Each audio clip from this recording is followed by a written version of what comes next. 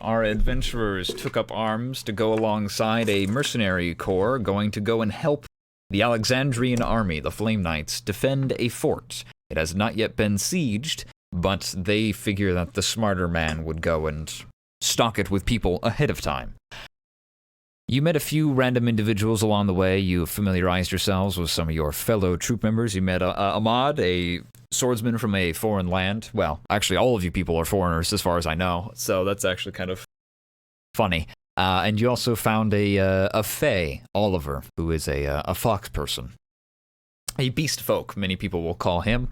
But he is definitely a foreigner himself, but he has been mostly avoiding eyes by virtue of either appearing to be someone else, just by illusory magic, he said, or by just owning it and just strutting the strut. The five of you have formed a small camp at the base of the fort, where you're simply awaiting for your first mission. Gareth and the rest of the party kind of received a missive, though Gareth was kind of like leading the charge. I'm like, okay, let's get a job. So you have received one, and while you received one after your oiled wrestling mud match with the captain, which Gareth in fact won, receiving both lots of money for the rest of his party as well as the admiration of the captain and the rest of the knights who are here working. And they also have decided to give you a relatively difficult job. There is a tower apart from the rest of the fort. The main fort itself has a stronghold door that is kind of decrepit. It's kind of fallen apart. A lot of this fort is kind of piles of rubble, kind of still taking some kind of fort-like shape. And so they are looking for an easier way in and also a more effective way in. And so they've simply asked you to go to the tower apart, at the very top of which you see a long stone arch bridge that connects the tower to the walls above, the ramparts. And they have simply asked you, go, open that up, clean it out, make sure the rest of our men can get in there, and be done by the end of the night, essentially. So you can fit in a rest, at least a short rest. And to that end, I have no reason to continue my synopsisizing any further. I'm going to leave it in your hands. It is your move, everybody, your opportunity. It's wherever you guys want to be, wherever you guys want to start. It's the end of the day. It's later in the afternoon, and you're all gathered around your camps, either finishing up your prepping your weapons or finishing a meal. If there's some NPC that you were talking, maybe Umber was chatting with Oliver a little bit more. But where you are and what you're doing and what you plan to do is entirely up to you. Do you want to establish some kind of order, or do you want to just kind of free ball it? Let's free ball for now until we get into the Sounds good. place proper. Yeah, I'm a free ball bitch. All right, you free ball it. You get your balls out. Wait, did we just short rest? We didn't need to rest. No, I don't think you did. I don't. Also, once again, yeah, I don't really. Did you do anything that would require a short rest? I was like, do you need? Yeah. I Azrin used the bardic inspiration. Yeah, but I would only just need an hour to recover those. I'll be honest with you. If you want to take an hour now, you can, but that might mean that you're not going to be able to take an hour later because time is of the essence. You can do whatever you want. This is just the DM saying that clock's always ticking. So it's up to you to min-max how you want to distribute. I was just asking for reference. I don't need to do anything. No, you haven't. You just got back. Gareth is still sweaty. He's putting his armor and stuff back on. You've received your missive. The sun is setting. Not much time has passed since the last time we played in story.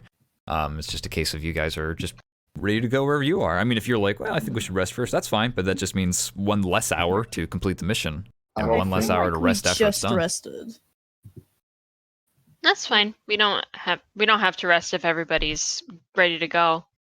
Does anyone other than Azrin also need to regain things? Nope, I trusted you.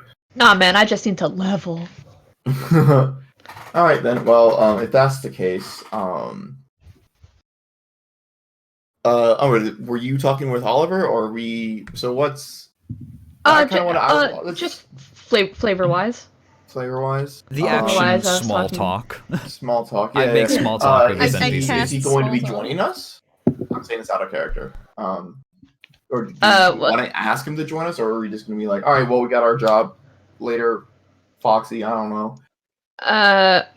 Yeah, on that note, is Ahmed still here? Should we ask him to join us? Ahmad is around. You could find him again if you wanted to. How many NPCs can we have die for us Okay, so before the night is over? The door to the tower opens. There's 37 people in your party. Tally ho!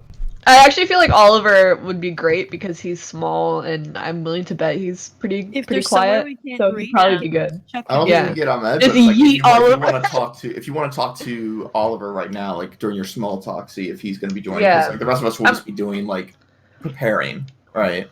Yeah, I'm So gonna we put on all that armor again. talk him up. I'm gonna talk Oliver up. All right, you talk Oliver up. What do you say? Somber's gonna, while they're sitting next to Oliver, sipping on some drinks, going over armor and stuff like that, she's gonna go, so, you don't have a group here, I noticed. We have a missive, to go up to that tower and clear it out. Do you wanna come up? Maybe, stretch some muscles? Oh, well, I mean, what are you doing? What's the missive? Umber points to the tower they have to go to, and then she just goes, we have to clear that out by the end of the night in order to make room for the troops. Okay, he cranes his neck back to look up at the top of the tower. I lift him up. He is the tower. and he looks up and just goes, oof. And he'll just kind of like he scratches his underside of his chin with his paws on, and he thinks about it. That might be a little bit out of my league. But why don't you make a persuasion check? But I think I'm gonna ask you for it with a disadvantage because this is not really his expertise. But well, if it's out of his league, I don't want him to die. Well, you're looking at him. He seems a bit apprehensive, but maybe we'll see how the persuasion check goes. Let me try Let's see how persuasive Umber is as a. I'm really not. I'm a hunter, man. I'm not. Yeah, no, I understand. It's not very. He kind of looks and he goes, I think that it might be a bit rough unless there's something in it for me. I hate to sound very cutthroat, but I didn't come here sticking my neck out for the joys of it. You think there might be treasure on the line or some way to sweeten the deal a bit? Umber kind of shrugs and she just goes, well, there's really no way of knowing what we will or won't find up there. For all we know, there could be treasure. There could be, if there are any bad guys in there, there's always loot. Maybe stuff that'll help us in the oncoming battles will... He'll cross his furry arms and just goes, well, how do you guys usually cut it? Whatever percentage seems fair, I suppose. We usually split pretty evenly, depending. In Umber's head, she's always like, it's always kind of been you find it, you keep it. do you whisper unless that it's money. Like, unless it's money, it's always kind of been that way. Yeah, when it comes to loot, if you find it, you keep it unless you think that somebody else could handle it or use it more better than you could. Money's usually split equally. So 6 ways, huh? Yeah. Pretty much. Unless it comes to loot, then it's kind of a free for all. Unless you have no use for it.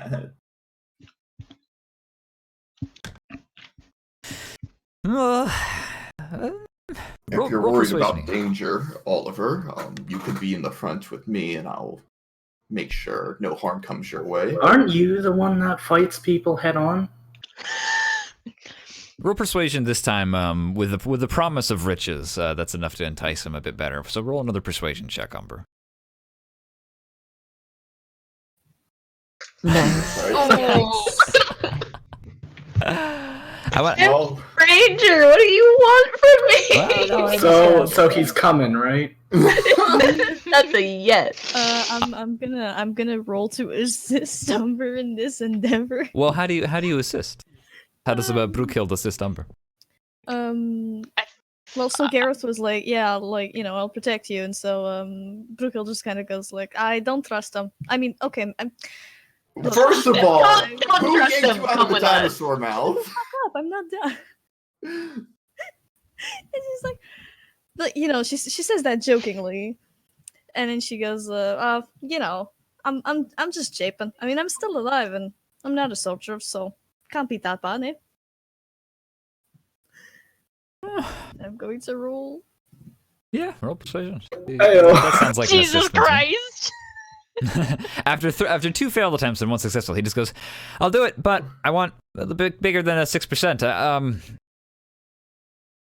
Tell you what, I want 10% of everything we find, and I promise I got the skills to back it up. But you're gonna have to do all the fighting." He's a thief.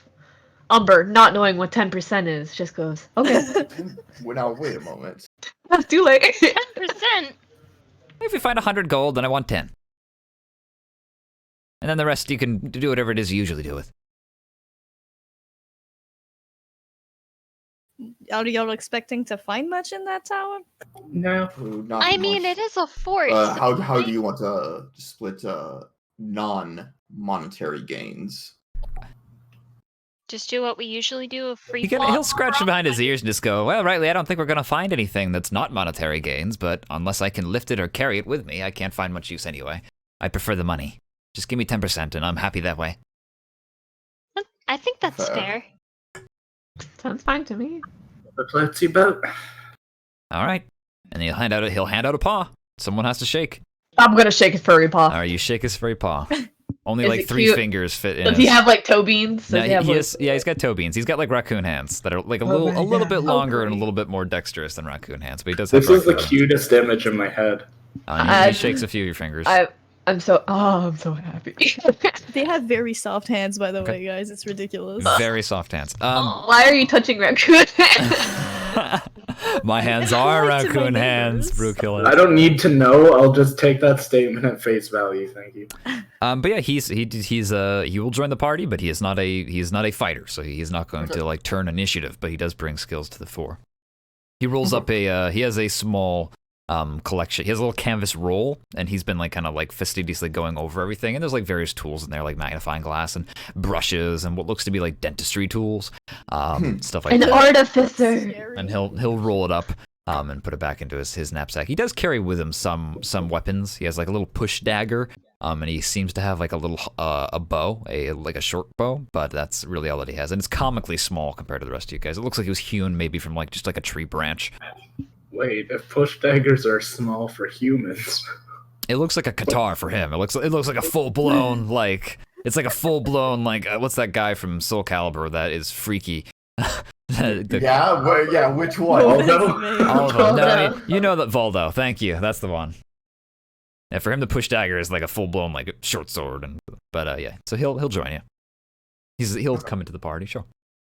I don't have a, believe it or not, I didn't anticipate this, so I don't have a fox icon prepared for him, but Damn it. you know, sorry. Oh, How could jeez. you not anticipate us wanting to add so much information? Please give him How the could you not Zootopia. expect we want the I fox? knew dude? he'd Like, be what? around, and I knew he'd be here like as part of the story, quote unquote, but I didn't think that he would necessarily be like on the grid, if you know what I mean.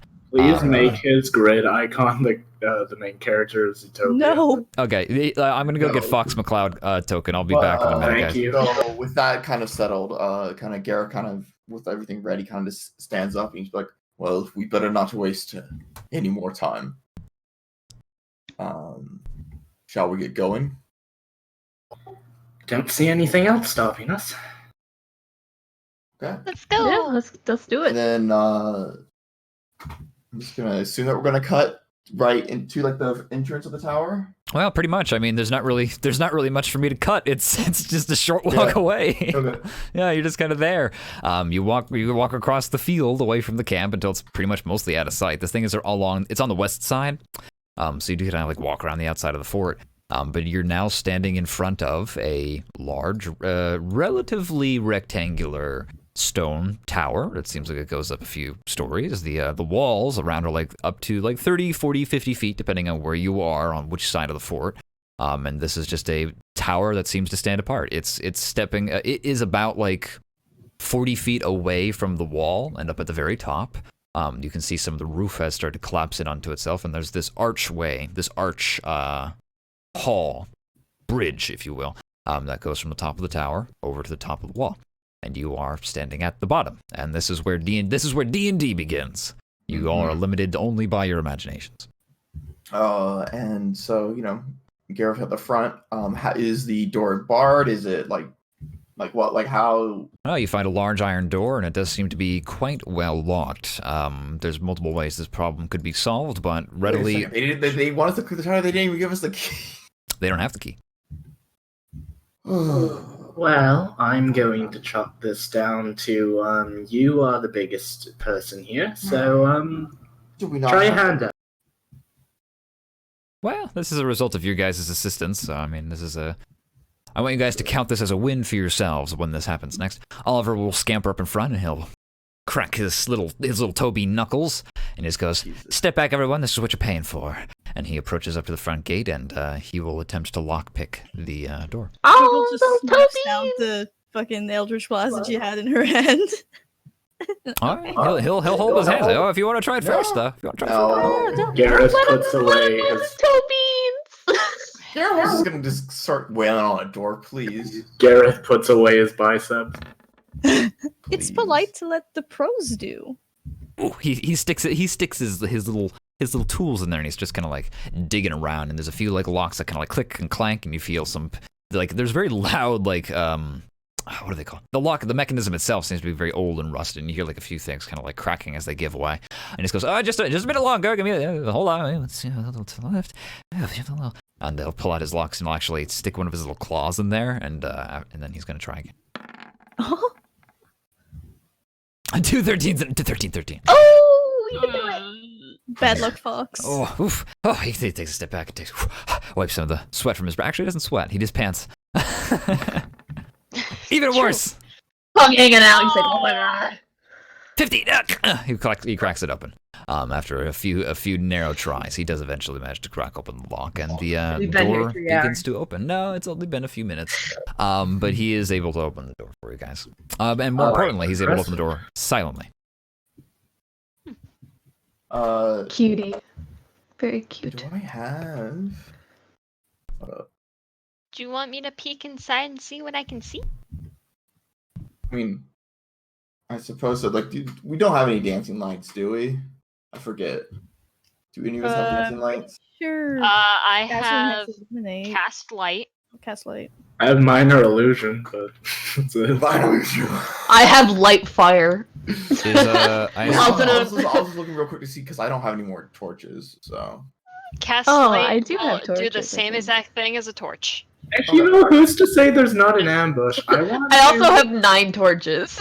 well then I'm mind lighting a torch, and I mean I can go in first. As Before we actually enter, if there is like fucking messed up shit in here, I want to minor illusion a sound of a vase falling over and breaking, like in the center of the room. Okay, well, first of all, you gotta open the door. Yeah. Wait, So the door's not open? No, it's unlocked. It's unlocked? Yeah. First of all, Garrett's gonna open the door. Sure. See. I would make anybody else roll, but the hinge is dried and tarnished, and it requires considerable force, but not enough so that I doubt Gareth's abilities to do it. With some sturdy muscles, you slowly push the door open with a very faint, ominous, like, squeak every now and then.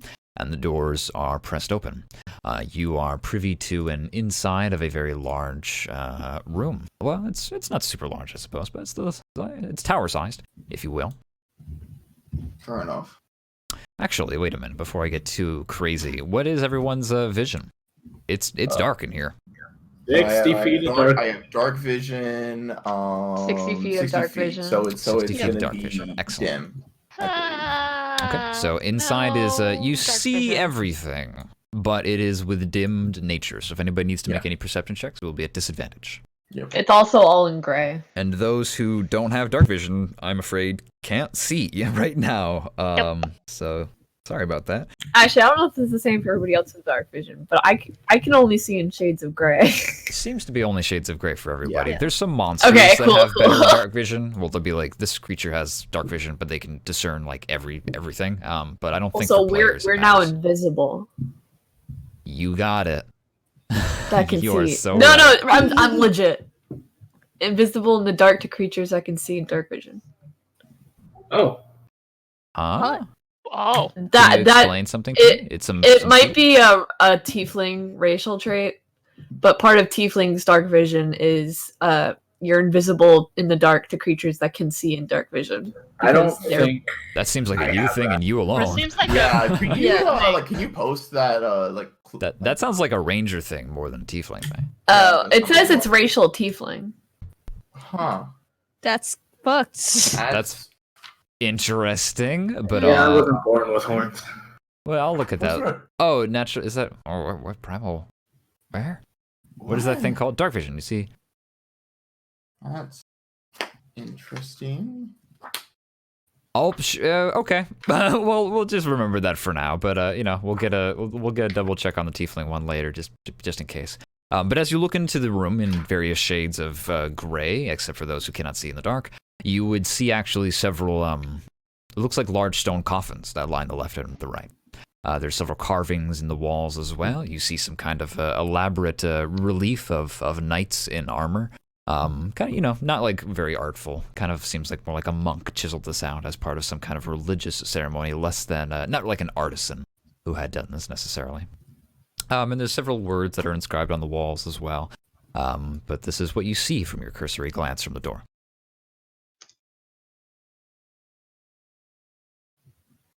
Yeah, but I just literally just took a picture of my player. Yeah, that's There's what nothing I'm about being reading from it. invisible. So I don't know where that's from. You just have stronger dark vision.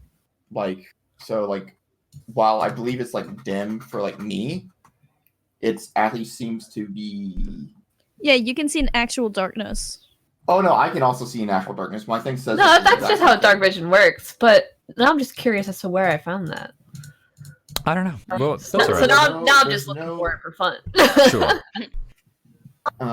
There is no racial ability in the tiefling traits that has to do with being invisible. Me and Gareth's dark vision is just essentially our eyes adjusting to a dark room. No, actually, no. Mine is Who's the this? same. Mine is actually the same as tieflings. Oh, mine's mine's gray. dude. Who's this? That's actually Closet Scratch, but it's just Oh, still the that's roll my of bird. 20. Oh, Yeah. I was like, what? I left it blank for Umber to fill in whatever picture they wanted to use for Closet Scratch. No, I'll keep it like that. I would rather Do you we- didn't, but okay. Do Okay. do we want to light a torch or do we want to use cast light? Do you have to hold cast light? Cast light. Is it like concentration or anything? Nope, it's not concentration. You touch one object that is no larger than 10 feet in any dimension until the spell ends, which is an hour. The object sheds bright light in a 20-foot radius. Okay, so then you do. basically, So it's you would have to You would have to hold something. I usually just use my pendant Or a weapon. or a weapon. Well, we can. Is it a cantrip or is it? Yeah, it's a cantrip. Okay, I mean, we can either do that or I have a torch, so it's up to you if you want to hold that or if you want me to pull out a torch. Let's. I think. No, if that's a cantrip though. Honestly, I'm indifferent. This is gonna be flavor text differently. I'll save the torches. Okay. Because if I use a torch, I have to put it down in order to use a longbow. So Mm-hmm. All right. So I'll that'd be a bummer. It's just I'll just- fucking magic it. Whoops, Okay. that's not what I wanted. Whoops. No, the Jesus. yeah, your shell pendant or your chakra mine don't suppose it really matters too much. Shell pendant, I prefer. Sure, and the shell pendant lights up with a bright light that, it just elucidates this whole room for you, 20-foot radius. So, Azrin, you can now see, effectively, and everyone else can very much so well see as well. Mhm. So no more disadvantages on perception check. I'm gonna cast Primeval Awareness. You, okay, mark down a 3rd level spell slot, and what does this do? For 1 minute, No, it's this ranger 3rd level. Expend one ranger spell. It's just third one level, spell and then slot. When you're a level 3 ranger. when I'm level Oh. 3, I get it. I see, that's very interesting notation, but I respect it. You can sense the fallen creatures within the, okay, well, what are you doing? How do you use this? It's just I can. We have to pick a creature. You have to pick one. Okay. Wait. It says the one following that you can types. sense whether whether the following types are within 1 mile Yeah. of you. Oh, damn, let's see here. Yeah, It's just. Well, and I have to read this very carefully because this is one of those funky spells that the DM has to very much so play it to the letter of the rule. For 1 minute per level of the spell slot. So for 1 minute, you can sense whether the following types of creatures are present within 1 mile, or within 6 miles: aberrations, celestials, dragons, elementals, fae, fiends, and the undead. This feature doesn't reveal the creature's location or number.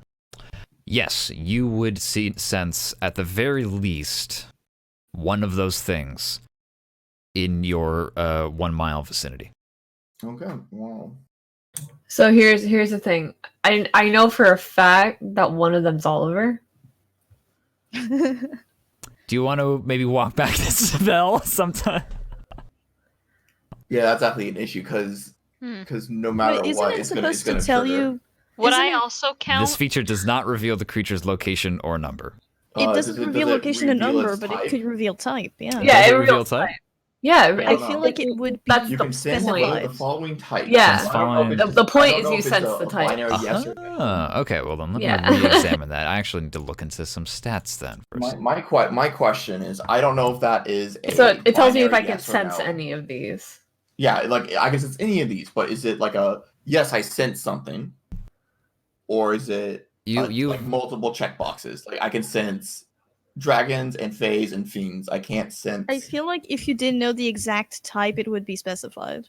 But like, haha, Yeah. D&D wording. Because it does specify that you don't know the location or number, but it doesn't tell you which one it is. Specifically, yeah. And I feel like Because if it took the time to specify it doesn't tell you the location or number, I feel like it would have also taken the time to specify that you don't know which you're sensing.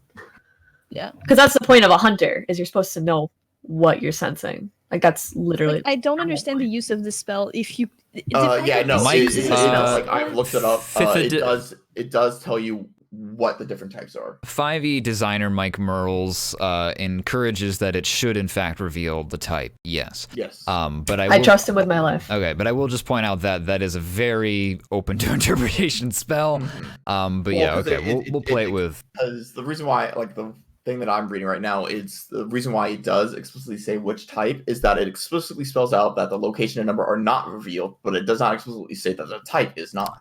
Makes sense to me. Also, the And fact that it's a also, ranger what's the ability. purpose of the- What's the purpose using of a it? But it's a point. You're a ranger. Yeah. Yeah. like The using fact a that whole it's a, spell slot just to be like, there are things nearby. There are things, yeah. Yeah. Like I don't That need a seems spell kinda slot to useless tell to me. that things are nearby. I just want to know what things. That doesn't seem very powerful. But yeah, you would see you would in fact know that. Well, first of all, a fae is definitely at least a fae is nearby you. Got you. And I don't know what an aberration is, but I think that might be nearby as well.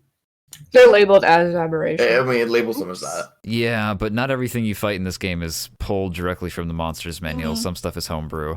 So I'm gonna have to go Does with it give you a no, homebrew is an I made it. So so I have to kind of make a judgment call. If we're following the Dragon's Dogma rules, Chimera. Okay, no, you don't see any aberrations or anything like that. It would just be fae and I guess an undead. An undead's scent is on the air for you. So then no Okay. aberrations. Interesting. I thought aberrations. Never mind. I can't say anything for fear of spoilers. But yeah, Aberrations are like slimes and shit. Yeah, aberrations are like creations almost. creations. Like or they're like something weird, from like a different. they shouldn't be Like, created, but Different they are. realm. Or it's Different like Yeah. the flavors of aberration are chimera of some fucked up type, Cthulhu, and slime. Tell you what, I'll throw you a bone here. You definitely have there's a fae, and then there's also an aberration and undead presence. Those three things are tagged in your head, just by virtue of the DM not necessarily knowing how to give you the best answer.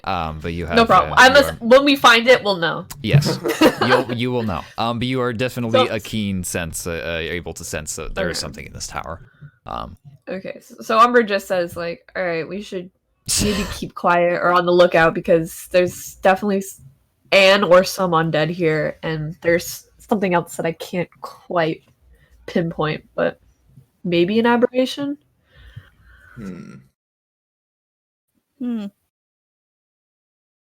What does that mean? Bad. Yeah. Oh. It just means dangerous, and undead are usually in hordes, so you should keep a lookout. I'm going to preemptively. Wait, how long does this last? 1 minute. 1 hour. Okay, I'm going to Oh. preemptively cast Armor of Agathis. Sounds good to me. Mark down one of your spell slots. How many What do you is have? that? I have 2, and Okay. I'm casting this at level 2 because I'm a warlock. Sounds great. So plus 10 temporary hit points, and if something whacks me, it takes 10 damage while I have the temporary hit points. Awesome. The dwarf's skin is covered in an icy sheen as the moisture in the air congeals into ice crystals. So, I like how no one wants to make the first move into No, I mean, the top. I'm going to. I was just. We're obviously typing. waiting for I'm Garrett. gonna push Gareth if he Yeah, doesn't. no. move. I was literally like out of character. I was literally just putting this down. Examples of aberration, sorry. beholders: mimic, mind flare, rest monster, rider. Interesting. I stand by my answer. Okay. Thank you for showing me various examples. Oh, so that's not an example of aberrations. That's example of aberratuibs. That's what they're actually Thank called you. in this game. That's what they're called in this game. Aberration. Yeah, believe it or not, you're... Aberratweebs. Abertoir man. is what it's Well- actually pronounced. That's the proper plural, actually, for aberration. Okay, so for the sake of, do we want to have some kind of turn order just for the sake of, like, moving yeah, our I was icons? just gonna say, like, once I finish that, I was gonna say, There can be a voluntary turn order for you exploration. you have a good tracking scent, correct? Or I don't. I've been known to have a good nose. Okay, just stay with me. All right. He will climb on top of you. He crawls up the top of your armor and sits down on your shoulder. Oh, all right. And he points forward. Tobies! That's so cute. All right. All right. All right. And then Garrett just takes several steps forward. Okay. Wait. As you take a I few can't large move strides into You the can honestly room. just get rid of his icon because he's with me. But this is funnier. Fair enough. Just bring him with me then. I can't move him unless you want to let me be able to move him. Can I do that just for that random icon? I don't know if I can give you control of random icons. But I'll experiment in the meantime. Okay. But you enter into the room and wander around left and right, kind of taking a quick eye. Why don't you make a perception check for me? Which is just a normal perception check as you kind of look around in the light. Cool. Yeah, perception. Yeah. Okay, that's pretty good. First thing you notice is that the ground is very uneven and broken. This place is just, it must have been like decades since this place. Maybe this place might have been built like centuries ago. Last sign of occupation, just decades ago. And the ground is very uneven and it's difficult terrain, quote unquote. Not necessarily right here in this lobby area, but you sense like, okay, up ahead, higher levels are probably going to end up having difficult terrain. And you look left and right, and you just see large tombs that are labeled with. Do you speak Imperial? I do. Okay, well then you can read various Wow. names and titles of like sergeants and captains and lieutenants, and it seems to be kind of like written in an older style that is usually, it's a very chivalric version of Imperial. It's written out in the kind of way that would be like ye and old, like old has an E on the end, and these and thous are in like, here lies Maximilian, commander of the finest company now, and stuff like that is written on the headstones of these pieces. Some of them have been disturbed, some of the coffins have been kind of like they've fallen away, or some of the sides have like broken, and you actually can see like in the rubble like some like bones that kind of like stick out a little bit. But Do I see my dad? that's wild. I speak Imperial. Is my dad here? You don't see your dad, Damn. believe it or not. Oh my Umber just Daddy. peeks around the corner, Daddy. Up ahead to the left and to the right at the end of this hall, you see two archways that lead into spiraling staircases that look like they'd go up. Wait, however, these are gravestones. they are gravestones, yes. I do sense undead, so let's You, just so be you, careful. yeah, I was about to say, Umber, you sense undead, correct? Don't like the idea of Yes. desecrating graves, but we do We need to can make wait sure until it's they all clear. strike first. Hmm? I mean, we'll hear them trying to get out. Umber kind of looks down at a grave, like, pretty sure they can't do this silently. Fair enough. And Garrett just kind of like, he's like next to one of them with like his like greatsword out, and he just kind of just taps the top of the Knock knock. yeah, he's not. You knock on one of the coffins. Yeah. There's no response. I don't know what I expected. In your setting, like, do you think I could like detect magic? So I'm assuming undead get reanimated magically. There's naturally occurring undead, quote unquote, that don't give off magic, but most undead are like, yeah, there'd be some kind of magic associated with it. So you feel. Can I peek in and detect Sure. magic? What's the range on your detect magic, just so I know, because you might have to I step think all the it's way into this room. 30. I think detect magic is 30 yards. I'm not sure. Well, 30 feet or 30 yards? I feel like 30 it's for feet, 30. sorry. Okay, that's fine. I would just be like, whoa. But you use your detect magic, and I believe it will tell you like, yes, there's a source of like necromancy. Everything or, like there's like a glow, right? yeah, conjuration. Anything yeah. Okay. In this room, you don't see anything besides a faint glow given off by conjuration magic, actually. And does your detect magic precisely locate, or is it just like a feeling? You sense the presence of magic within 30 feet. You can use your action to see a faint aura, and you learn its school of magic. Faint aura around any visible creature or object. Around the tombstones, actually, you would then see that there is some kind of conjuration magic in the tombstone itself, like in the words and the inscriptions. Well, Brookhill can see it. Well, I mean, there's also magic items too in the party and whatnot. Oh, that's true. So you'd sense all kinds of magic coming off of your party members and stuff like that. For example, for Gareth, you would see the long glow on the necklace. Yeah, Gareth's hand is actually glowing as well. Yeah. Oh fuck! I forgot about that. Forgot about what? What? Actually, yeah, because she's looking at the tombs, so like she's actually gonna squint a little bit. Did you touch any of the tombs? No. Well, why do you? I mean, I just knocked on one with my sword. Is something the matter? Do you use your action to see what kind of school of magic is emanating from his hand?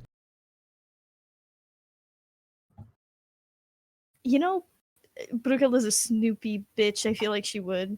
Evocation magic. She squints very hard. She's not very good with the whole magic schools things because she's been a wizard for 6 months. Warlock, but like... Oh, you make an Arcana check to try and figure out like some examples that'd be a part of conjuration magic. You mean evocation? Evocation magic. So hard. No, it'll slip by for now. Sure. There's priorities at hand. All right, that's Gareth and Brookhill, Lazarine, and the rest of the party. What are you guys doing? I'll step in over here. Not that there's a literal turn order happening. I just want to make sure nobody is like, oh, I'm at the door still. Okay, so you step in. Just trail alongside my pal. Can I like try and see if there's any sign of like recent passing of entities around here? Like, has anything been in here recently? Sounds like a survival check. 20. Yeah, it looks like there's all kinds of signs of skitter and scratch marks from animals that might have made this place their home for various lengths of time. You see like droppings in the corner and little scratch marks on some of the stonework. But no like people footprints, like no, humanoid. you don't see any humanoid people footprints. All right. Oh, the door was locked. How did they get in? True. Well, I'm thinking that people inside the fort, but oh well. So it looks like only like small animals and things have been through here, not really anything bigger. That's good to hear, but we should still be very much on guard. Yes. If Umber's, I suppose, intuition is correct, we'll be having some trouble up ahead.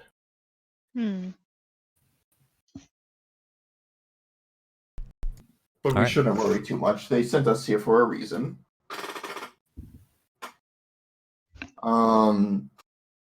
With that, like Gareth's kind of is gonna move forward and like this is all like a wall. So there's 2 exits. There's 2 exits. Directly in front of you is a large mural with inscription. I've made a huge mistake. I hate this. Those of you who are watching, hey, Canny, please turn off the stream. Dude, I found closets. Please, that is. Anyway, everyone completely ignore it, please. She wants attention. You can't give it to her. In front of you, Gareth, is a large mural with several knights kind of like kneeled before like what someone with like a crown on, and there's several inscriptions that are laid out in front of you. And it turns out that you can read Imperial. Yes. So I will read to you what they say. Awesome. It says, let's see here. It says, I swear to the Delian oath to serve law, battle chaos, and strive to keep the lore of the Delian Order a secret. Alien Order. That's not the Flame Knights, I don't believe. I'm gonna go snoop. Can I do a history check? Sure, we can roll a history check.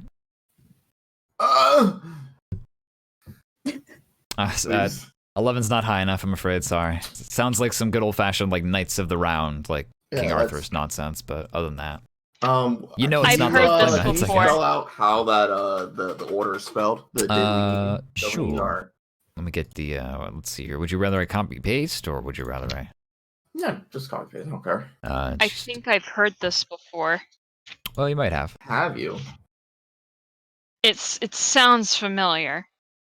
I don't know where it was. It was definitely early on. I feel like. Does Azrin feel that she deserves to roll a history check as well? Yes. Okay. Because something about swearing it. Something about swearing. Wait, we swear all the time. Swearing. Not that kind of Umber swearing. nods. It makes sense. Makes sense. 5. Unfortunately, if it's somewhere in your psyche, it's No, it's. Just give me a second. I need to go back. Oh man, can I roll history? I don't think that you'd have a reason to, unfortunately. Delian Oath. Well, I'm explain to me. Valerie, Explain I to me feel why you like know. Fair. Okay, yeah. Roll history check. I'm Imperial. My mom's Imperial. I'm from Umbrum. Okay, sure. Roll a history check, Umber. in Yeah. order. 19. Damn. All right, Damn. sis. I don't mind We people had like Umber's all dad was asking part of like the that. secret order. Oh, I forgot. Oh, fuck. Brain, why? Azrin, it's okay. It's okay. You'll be all right. 'Cause we got a 19. We're probably about to learn Okay. right now. You're probably Okay. gonna learn right now. Umber, let me let's see here. How do I explain this? Before the Delian Order is a order of chivalry and like knighthood from like a real long time ago. Like before Alexandria was here. Like back when the world was still a lot smaller and there was a lot more wars more often. And if you guys are in like the late Renaissance period, this is like the Dark Ages is what the Delian Order is from. Maybe even before then.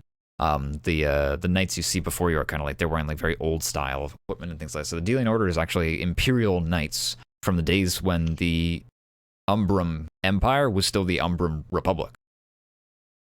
So they're still like the ruling force. Got it. And this was the Delian Order was one of the first people to ever set foot on Winthrow from the Empire, from the Umbrum Republic back when it was called that. But it's a very old, ancient order. So maybe they built this tower. At the very least, they're entombed here. Interesting. They've appeared here and there in this campaign as well. So I don't want Azrin to go insane for no reason. I'm going fucking nuts because I have a feeling we had to swear this oath at some point. I don't know what you're talking about, but What? I have not sworn an oath in my entire fucking life. Maybe not you guys, but I came across this oath at some point. I don't remember where. It might just been a book somewhere. Kind Like, of- it's semi-generic. Like yeah, This is gonna uphill this is gonna justice, fight fucking evil. kill me. it's Well, actually it's the fighting evil by moonlight oath that you have to take as a let sailor. it kill you in silence. It's alright. You'll either figure it out or it's. I don't think you have anything to worry about, Azrin. I don't think that there's any secrets buried deep in your notebook right This now. is gonna bug me. Mhm. Well, can't sit here and admire ancient art all day. Left or right? should we split? I don't think that's the best. Never a idea. good Are idea. are those stairs headed to, like the same direction? Like, Seems So, like a little like, spiral up. explain- They're both like closed like doors. this? Like, No, they're okay. just open. They're just open. There's Like, no is doors it there. reason. both? if they both Okay. head in the same direction, it's usually. I mean, Oh, right. I'm So gonna- are I'm those- gonna- are those I'm gonna peek. staircases, or are they gonna peek. like new rooms? As Umber takes a peek in, just by virtue of the way this map is designed, she peeks in through the opening, and it just is immediately there are stairs in front of her that spiral up and to the right. They likely go around here. I'll try to draw it out, but it's I promise that nothing's gonna happen on these stairs, so you're good. But it just goes around like that. Just goes up. I remember the stairs in the other campaign, man. Listen. All right. Well, let's just. I'd prefer we all stick together this time. Yeah. Right or left? Who's feeling Garrett lucky goes when up they're the trying? stairs and starts Garrett going goes up the stairs. All right. Umber just looks at everyone and goes, with Fox. Garrett's Yeah. It's silent, very quietly up the stairs. It's here, hey, yeah, over and over again. As you ascend the staircase. Shall we pick an official order now? That's between My y'all turn and now? you. I'm gonna move y'all over for a second because you're over here now. Okay. remember to get my bird. I will not touch your fucking animal. Delete it now. Touch him. Yeah. There. He takes I was actually just about to grab him. But yeah, you guys just ascend up to the top of the staircase to find yourselves face to face with the Valerie's new head is looking great. Wow. what's your vision, guys? You got some lights on, right? It's like 30 feet or something. We got lights, but also it's 30. Yeah, you can see, and then there's dim light after that the people with dark vision can see. I kind of feel bad for Ezra, and I'm guessing even Oliver has dark vision, considering he's a fox. This is an assumption. Listen. They're nocturnal creatures. Yeah. Azarine's a fish. If she just screams into the Please don't room, scream. she'll That's be not- able to that- see through echolocation not like a dolphin. It's That not- only like a works dolphin. in the water. Dolphin's a Dolphins. fish. Dolphins That are only well known works- for their X-ray vision. That only works in the ocean. Echolocation. DM, you idiot. Yeah. Yes, my dear friend. Umber and I have 60 feet. Yeah. Okay. 60 feet, good to know. You can see partway as around the corner then. Hey, You're in it me seems some too. kind of receiving room, and the ground around you is just thick with rubble and sharp, jagged rocks. As you look up, you can see what was once probably like relatively well designed archways, decoration. All that's there is less just broken rock that's fallen down. You can even see kind of like the beginning formations of like stalactites, just because moisture buildup in the stonework. But that's not going to happen for like another few thousand years or so. So it's just like various discolorations and odd lumps for the time being. As you look around, you just see what appears to be on the ground. You see before you just like an old battered shield. Looks like it was made from some kind of wood. It's been well rotted through, and all that's really left is just like the metal nails that would have like held on hide at one point, but you see no trace of the hide. You see some old swords that are kind of, once they were probably hanging on some kind of rack, but the rack's fallen over and fallen apart, and now the swords are just lumps of rust. Some of them are even rusted together. And this room seems to kind of eventually funnel into a drawn-out section that you can't quite see around for right now because you don't have line of sight. So there's 2 exits to here, correct? There's this one, and then there's this one, correct? Yeah, well, you Oh, no, might be able to no, piece those- together those are that's the- the those are other the- spiral That's staircase. the other spiral staircase. So there's only one actual forward path then. I don't know, maybe the secret's to go back down but the other staircase. Damn. All right. Well, kind of like moving kind of carefully, trying to like see as much as he can. It's kind of tough because it's shades of gray. But if anything like How many? item wise or anything catches his eye, or of course something hostile, Garrett's gonna slowly kind of make his way kind of down towards this opening. Okay. Okay. Kind of asking you. Please stop there. Okay. What do the rest of your party members also do while Gareth is looking around and Oh stepping god, away? he's dead. I was about to say. But what does the rest of I'm the party asking, do you sense anything, Oliver? Oliver, he takes a big peek around and he's gonna roll some stuff. Let's see here. What is his perception modifier? It's not bad at all. He's better at lockpicking than he is at perceiving, but he's pretty much all brain, no brawn. Well, it's not bad. He'll look around and just goes, a few shiny things here or there, but nothing of note so far. Maybe something would be, if I were the keeper of a tower, I'd keep all the shinies at the top.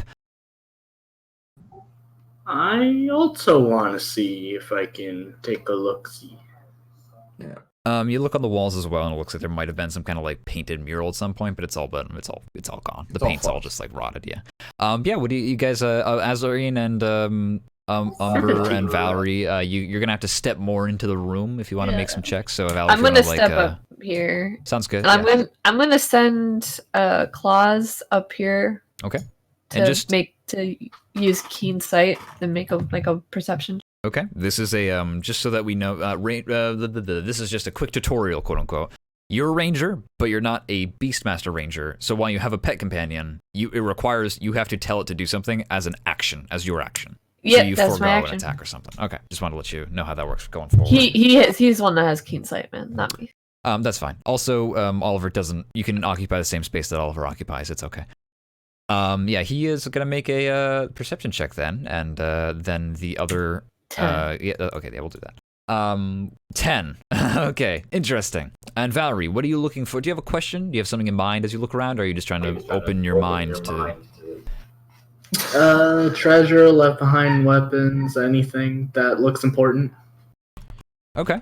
With the 17, I think as you peek around on the ground, you do actually see what used to be underneath, like some of the ceiling has fallen down on what would be where they'd keep a little bit more like the Well, is Umber? Sorry, not Umber. Is Valerie kind of like a little bit religious? She went to church, right? Yeah. You see like an alms box. You see like a donation box, like a little lock box underneath some of the rubble with a 17 perception. There's a little slot in the top where people would normally like put in coins or something else for donation. But now it's just laying on the ground. It was probably on a table or something, and that just got crushed when some rubble fell on it. Been a while since I've seen these. I'm going to open it. Well, it's currently locked, but you're more than happy to pick it up. It's smaller than a shoebox. You can add it to your inventory. It weighs about 5 I will pounds. just set it away for later. Yep. Add a 5-pound alms box to your inventory. It's pretty heavy. It feels kind of like it's made out of some kind of solid material, like cast iron or something. You probably crack it open given enough like time, but I just unless you have a really good athletics check right now, here now to bust it open. I mean, we did hire a lockpicker. Or you can ask Oliver to check it out, but he's a bit preoccupied right now just because he's already engaged in something with Gareth up ahead. No, but I was trying to make sure everyone else. Turn, but like. Oh yeah, he can probably take care of it at some point too. Hippogriff doesn't see much, unfortunately. Hippogriff will relay that there is certainly something up ahead though, but nothing more than what Gareth already notices.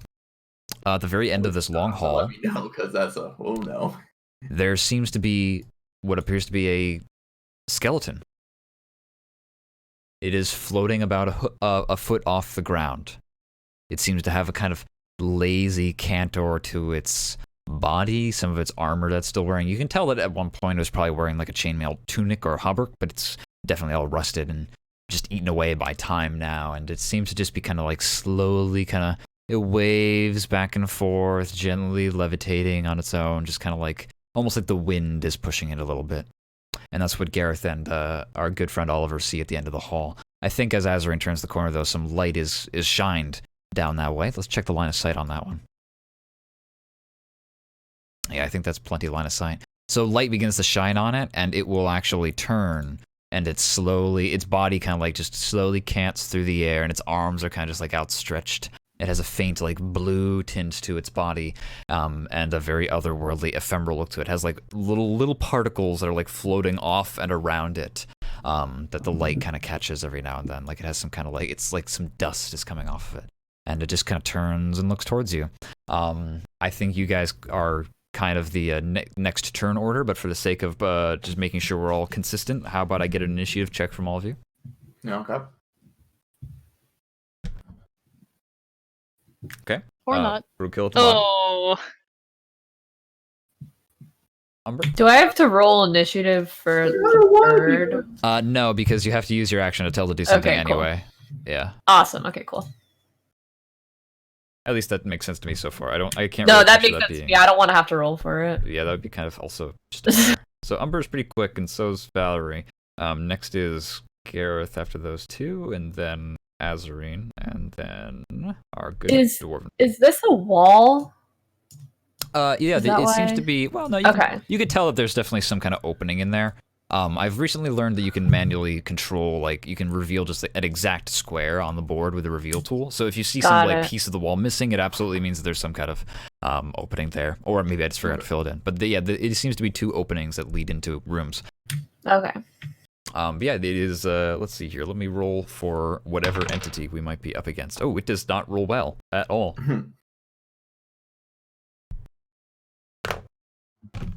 Okay, it is Valerie's move. You just see this thing. It just turns, and for the sake of just letting you know how all this is going, it does seem to be kind of like now taking notice of you. Its head kind of like lolls back, and it looks very just like nothing left of it. It's just all like a bones. Do they appear to be, there, solid? And I could touch that? Do you want to roll Bones. your action to try and perceive more than what has already been revealed to you? I think I've already revealed as much as I can just by what you're seeing. You see Hey, you bones. can perceive if it's real or not by shooting at it.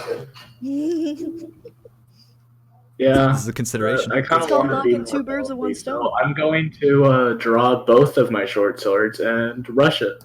Really? Okay. Okay. You're not just gonna. All right. That's. I haven't used my short swords in a while. Rush it. Okay. Yeah. Okay. That- Roll that's some. Okay. Yeah. Roll damage. Let me check some stats on this one. In a blinded just excitement, you rush up to it and add up your damage for me. 11. 11. Okay. Ye who does the damage must add up the damage. Let me just double check some stuff real quick, as I just double check what kind of stats I'm dealing with here. Okay. Interested. Notable. Uh-huh.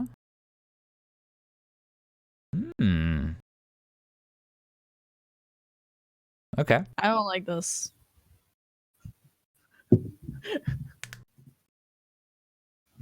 Bye, Valerie. It's so good that we replaced Valerie with Umber. All right.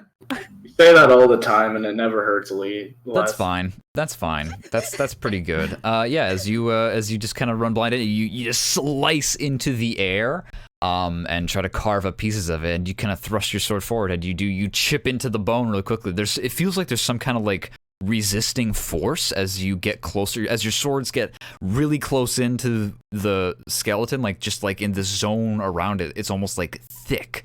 Like there's some kind of resistance in the air, but your swords strike true, and you manage to carve into it, and you actually shatter through one of its bones on its left hand. That's the one that was like outstretched towards you.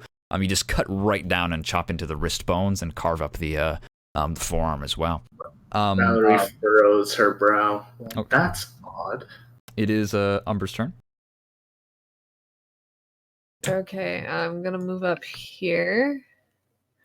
Do I have line of sight to it if I'm here? Yeah, you have line of sight to it if you're there. Okay, I'm going to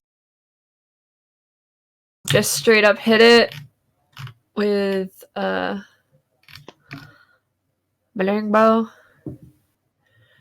I'm gonna use Colossus Slayer. Okay. Shoot that guy, haha. Shoot bad guy, haha. Roll some damage. That hits. 25. Definitely hits.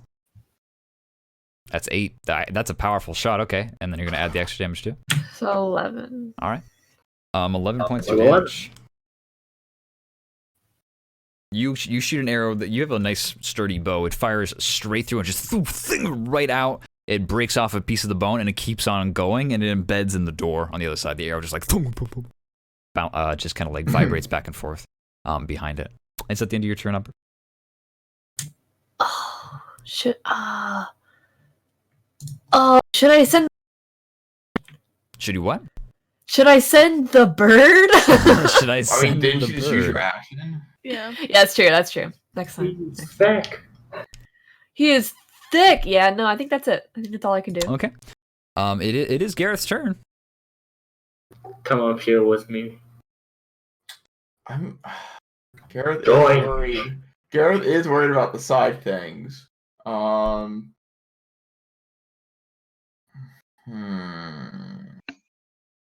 Didn't hurt me.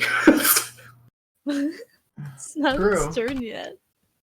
True. You know what? That would get it. So then, he couldn't really pass us at all because this is a tiny hallway. Yeah. He's just gonna say,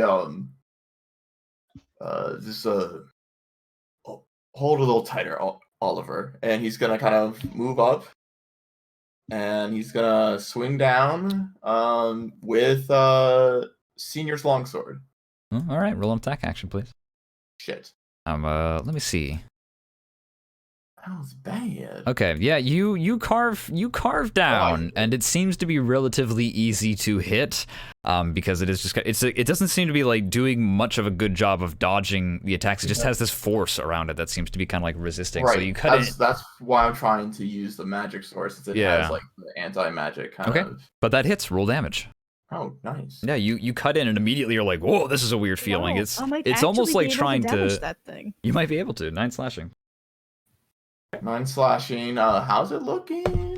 Let me see. It looks fucked up, to be honest with you. The skeleton is all chipped straight to hell. It's just like barely hanging on. It looks like it's like all the bones are like shattered on it. You carved out like 3 of its rib cages. It was weird. Like as you got closer and closer to it, 3 of its it's an assemblage of rib cages. Oh my god. No, but 3 of its ribs as you cut down through it. But yeah, it's just as you got closer with it, even with like the 10, like we're like, oh my god, you just got surprised. It was almost like swinging it like through like. I don't know, like trying to attack underwater or something like that. Like it just felt like there's weights holding you down as you tried to slice through it. Plus 9 is 20. Okay, so okay. It's taken 31 points of damage so far, in theory. And it seems it's like destroyed. It's just like floating there. But like pieces are just like all shattered to hell. Is that the end of your turn? Wait. Really? Interesting. Yeah, no, that's the end of my turn. Okay, and its armor is just like all rusted as well. But you've like Valerie is like destroyed. It's still like connected, quote unquote. Yeah, actually, you don't see any like ligaments connecting the bones or anything. Maybe there's some kind of foul magic at play. But you are as you shatter them off. But actually, as you shatter off like more and more pieces of this thing, they like the bone shards, like they start to fly away, and then they just slow down, and then they just stop, and they just continue to float with it. Damn it. Okay, so the magic longsword didn't actually help me there. Well, maybe. It is its turn. The force. It is let me just check some stuff real quick. Okay.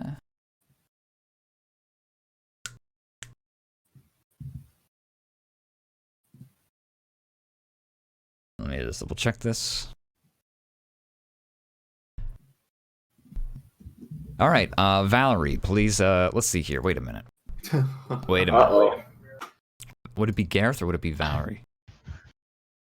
Who do they I hate know. more? Let's see here. I should have this stuff on lock, but I don't always have it. It's always good to know like certain things. But I have your character sheets, so I can tell some secret stuff. Yeah, Gareth, please make a dexterity saving throw for me. Yeah, sure. Because the skeleton slowly turns towards you. Its head is kind of like lolling slowly. So yeah. Slowly, but it's still dexterity. Like it's still a. Yeah, okay. make a dexterity saving throw. You're just kind of you're put on guard for a second. Your body kind of like readies itself as it slowly moves towards you. It just slowly floats towards you.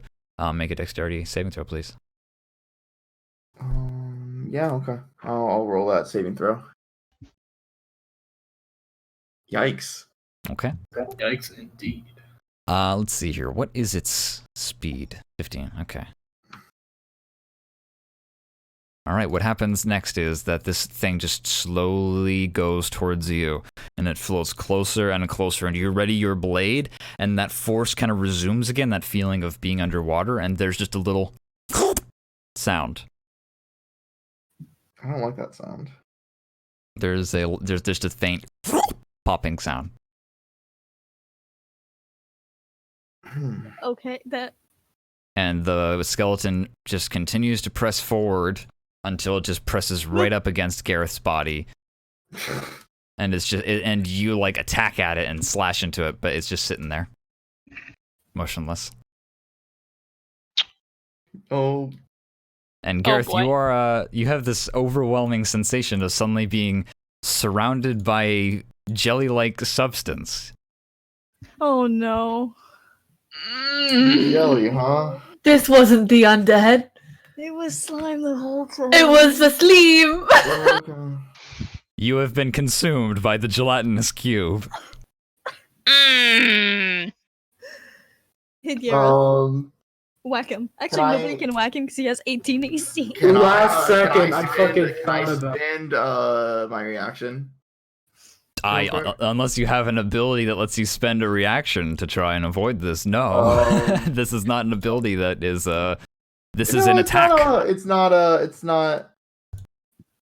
You may use your reaction to scream, but no, I'm just going to yank Oliver from my shoulder and toss him back down the corridor towards Umber before I get fair and reasonable. Snatched. As the skeleton comes closer, you fastball special Oliver into Umber's awaiting hands. And he's just caught in Umber's hands, then set down, pat him on the head softly. But yeah, you use a reaction to avoid the death of a beloved NPC. Let's see here. The engulfed creature cannot breathe, is restrained.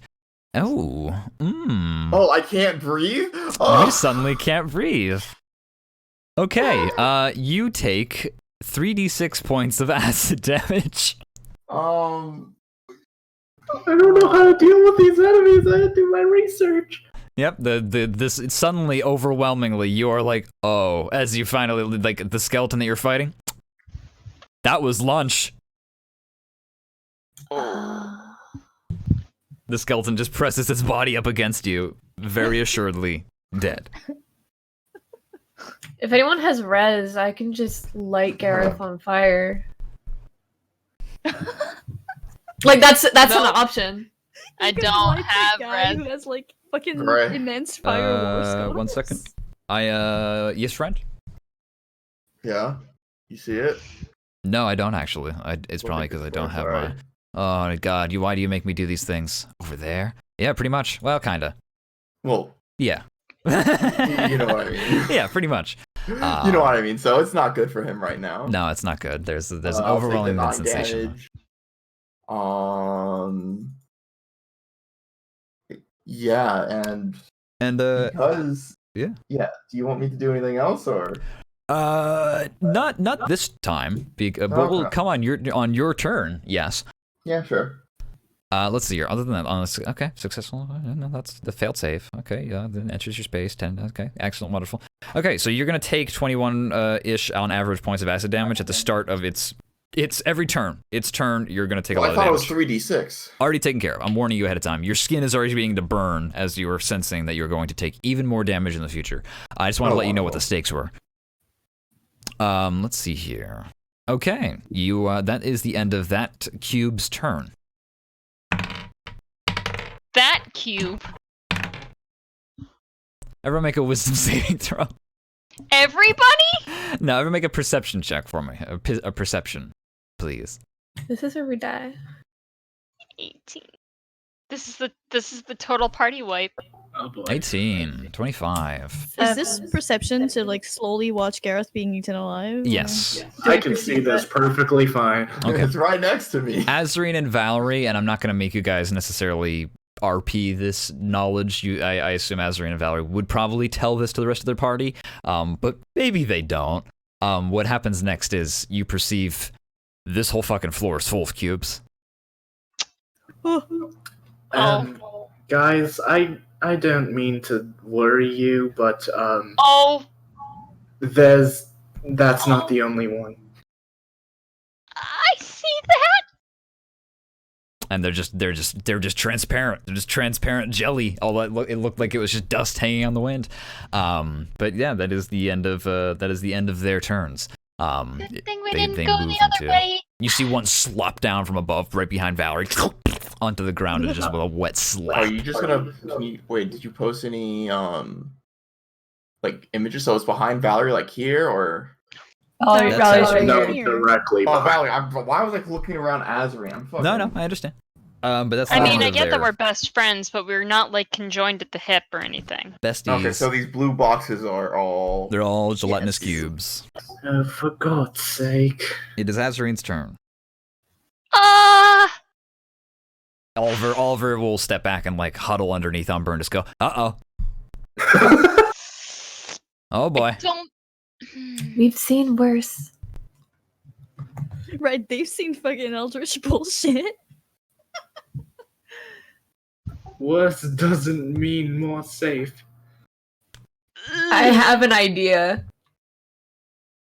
What? So, I mean, if you can wait until my next turn, I can fire. I have rope on me. I can fire the rope into the gelatinous cube with Gareth, and then we all use our strength check to pull him out. We just gotta get the fuck out of here at this point. This isn't good. We can't get out of here because we're literally conscripted to do this. God damn. Just don't melee the cubes. But like, that's the only way we can get Gareth. There's other ways out. I'm gonna move up one so that I'm behind Umber, and immediately. Don't worry, I don't know what's the fucking range on these. Oh, that's touch. Uh-oh. It's a range on what? Who knows? How far can they go? It's crazy. It's No, it's touch is a thing that I do. I'm I- saying the range of like what's the movement of the enemies. I'm giving them a icon just because I can't change the color of them unless I give them. It turns out boxes aren't adequate for representing HP and stuff like that. So we're gonna give each of those a color so you guys Oh my can say, god, like, now I they're attacked the green one. Now they're eels. eels. Well, inside very faintly you can actually see like pulsing, like when you look at a cell under a microscope, it has like smaller like structures inside of it, and like very small and also transparently you can see like what looks to be like small intestines like running through and stuff like that. I mean, a gelatinous cube or a D&D slime is just a really, really big amoeba. It is, yeah. It looks like a really big amoeba, and in the darkness, it's almost impossible to see them. So it's this is your it is Ezreen. Do you do anything or? I don't think there's anything I can do. Well,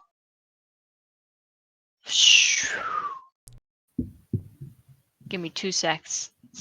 2 seconds. Let's see here. Condition. Okay, notable. Never. All right. So I'm going to cast Bane or 2-step on the cube that Gareth's in. Okay, which we will copy paste an eel for him. Yep. Just so that we know which one he is. So whenever so he has to make a charisma saving throw. I bet they don't have a high stat for that. I'd be surprised if they had a high charisma. Do I have I do. Stats.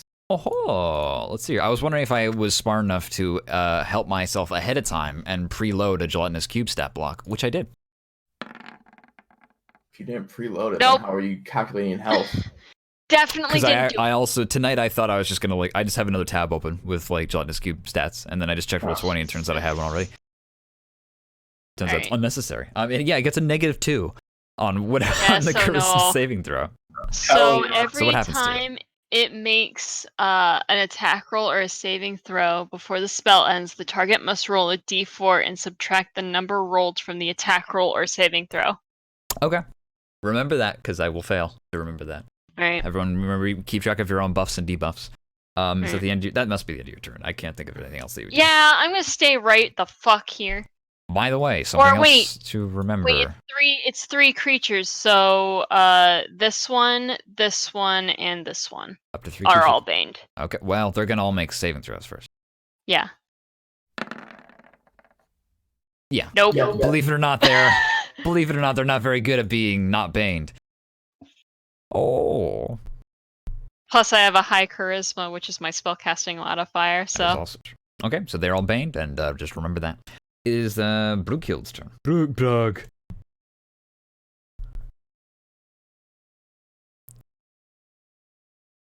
Brug, are you with us?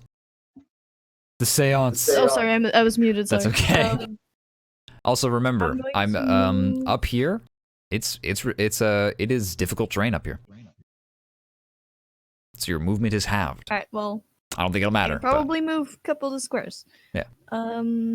My spells have virtually infinite range, so, and I have my dark vision 60 feet, so I probably don't have any issues whacking shit. Normally I'm not persnickety by a line of sight, but the fact that there's 2 of your Right, party no. members in front of you, if you do crit fail, you are gonna hit one of them. Okay.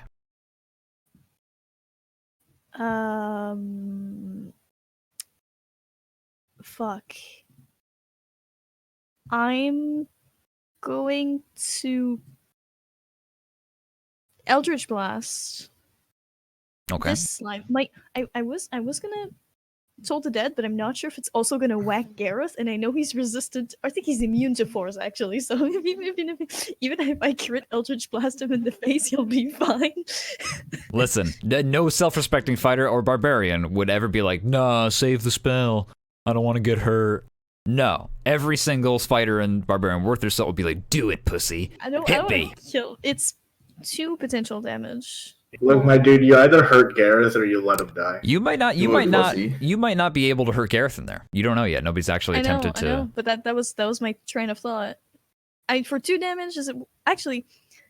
Toll the Dead is a Wisdom saving throw. I don't. Are do you gelatinous think- do you cubes think Slimes are wise? smart. Probably not. Well, think of it this What way: can are they more gelatinous- persuasive or are they more perceptive? It's an amoeba. They're nothing. So I'm going to. Yeah, I'm gonna Toll the Dead this one. Okay. What is it? A wisdom saving throw. I love my really shit spell save DC, of course. Damn it. I love being a warlock with no stats. I'm ever. sorry, bro. I'm sorry. I'm sorry, Brookhill. I've hit like 3 things this entire campaign. Minus 1d4. Aha! Was Bane. Roll a d4. But Is that the saving throws? Yeah. Yes. Yeah. Nice. Attacks and saving throws. I So was as long as mu- it doesn't roll I a was- 1. There you go. Get to 10. Yeah. Woo! Fails like 9 takes 5 damage. damage. alright, so that's No, it 9 takes 9 damage. damage because Takes it's 9 already damage. damaged. Yes. 9. All right, nice. That looks good. That feels good. You rack it with Eldritch energy, and Gareth is not affected. Oh, good. Good. He is not injured by any attack that you have. No Eldritch energy that you've thrown his way. I was muted, and so I kept shouting into my mic 1d4, like Bane 1d4, and no one was listening to me. And I was like, oh, I'm muted. Whoops. That's all right. I understand. You got it out. We're having the mute curse tonight, really bad. That's all right. Okay, Brookhill, I believe that's the end of your turn. We're back to Valerie. So, like, I who would led like to this take move? my reaction to yell, "What the fuck?" Sure. Oliver will echo it. so, like, you know what they say? Fucking run. I'm going Do back they get here. attacks of opportunity? I don't know. You, don't know. this is a difficult terrain, man. So, are you dashing that way?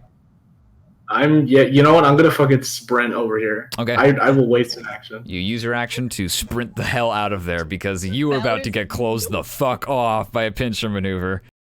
Good on you, bruh. That's. I And mean, there's no attacks of opportunity? I don't think I don't know if they can make attacks of opportunity. Let me They're check real quick. slow as fuck. So. That would okay. If they have a melee weapon, then yes, they can. I don't know if they have technically a melee weapon attack. Oh, Valerie, I'm afraid you're gonna take 2 attacks of opportunity. Well, Oh my god. baby. That's nothing I can really do about that. They do actually have a weapon attack. As you dash by them, some of their outer layer, their skin, stretches out like an amoeba reaching out to try and pull itself across water, and it is able to form like a very, very broad, very blunt arm, and it will attack you with a melee attack. I believe that hits. Yep. Minus 1d4. Okay, minus 1d4. And once again, I heard the click of the mute turn off. Does a 17 hit? Meet it to beat it. What's your AC? You know what? I'm going to cutting words that and see if I can just pass. Okay. It's got 17 right now. So mark down 1 bardic inspiration die. How are you doing this? You're just a blob, and this lamp is just like, oh, she's right. I am just a blob. Okay, so that's 17 minus 6. So it got like a So 11.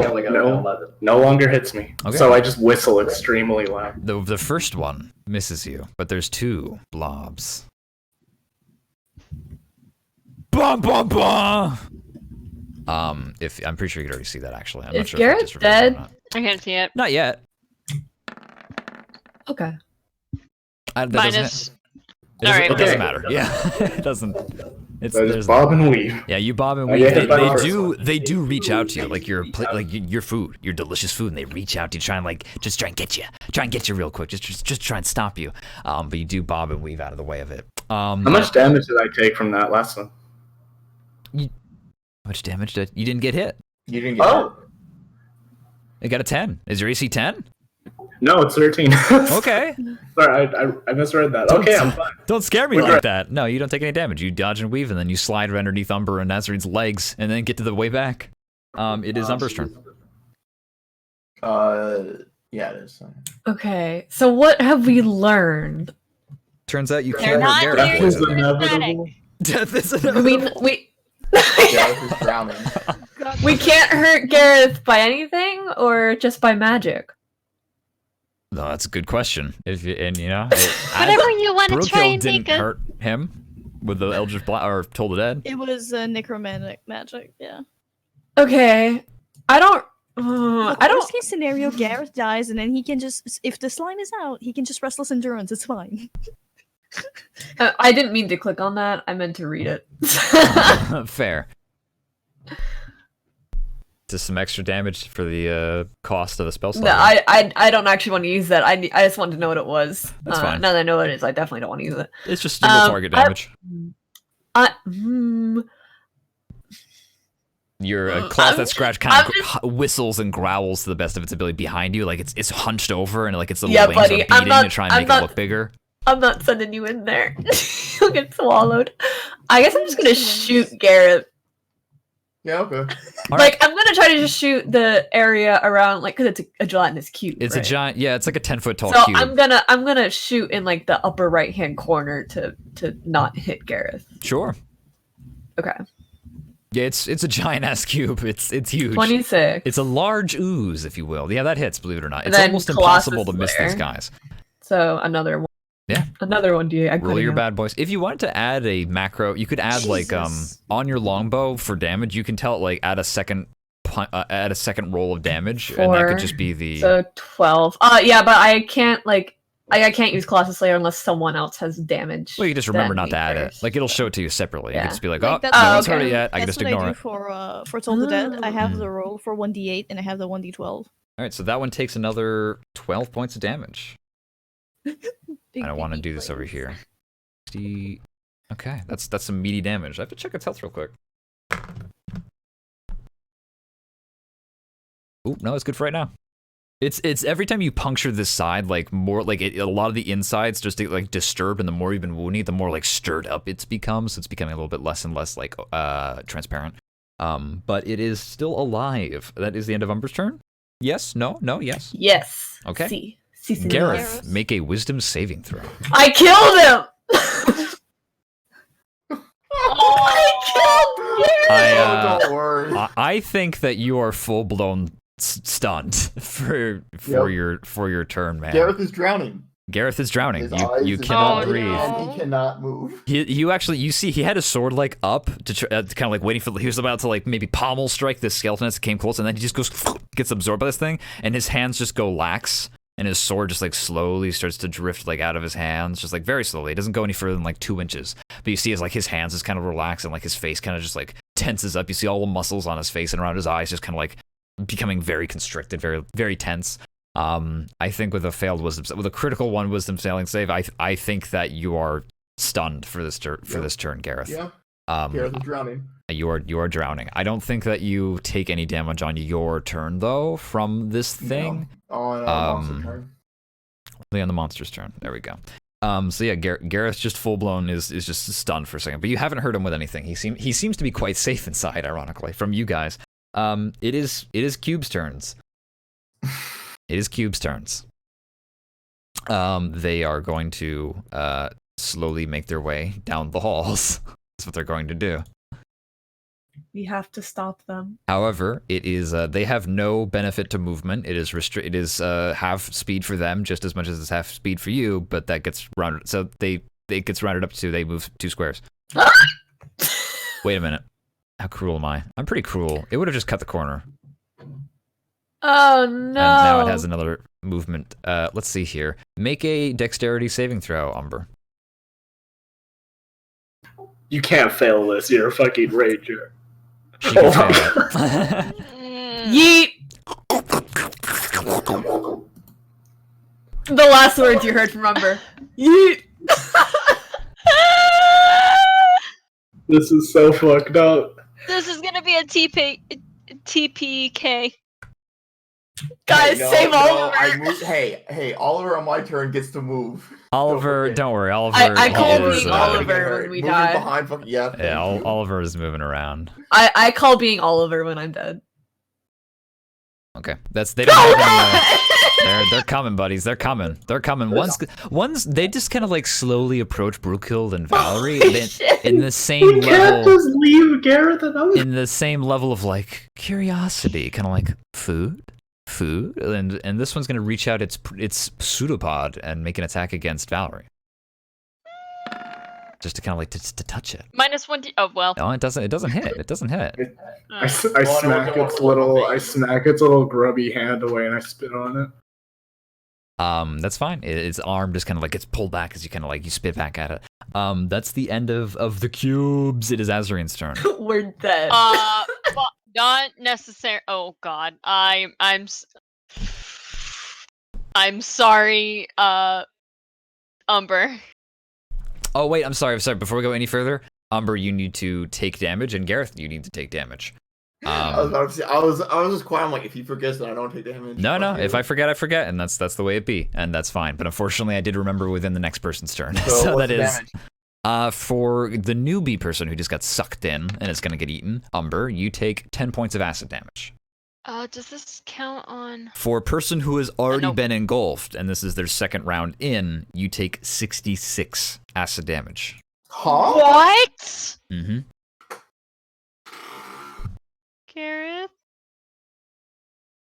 That's not enough D6s. Wait, 1, 2, 3, 4, 5, He's 6. dead. wait, did you roll that, or is that like automatic? Do I roll one? I'm gonna roll 66s. The We're gonna see what damage. happens. Well, no, I'm saying like, 66. Okay, I just heard 66. You take 66. Yeah, I was no. like, I was oh, like, what the You fuck? do take a big meaty chunk of acid damage as it is digesting you, but no, not 60. Tasty. Yeah, you take 24 points of acid damage to your body. He's dead, Jim. Make another wisdom saving throw. Yeah? Yeah. On God? Okay. Oh God, yeah. He's dead, Jim.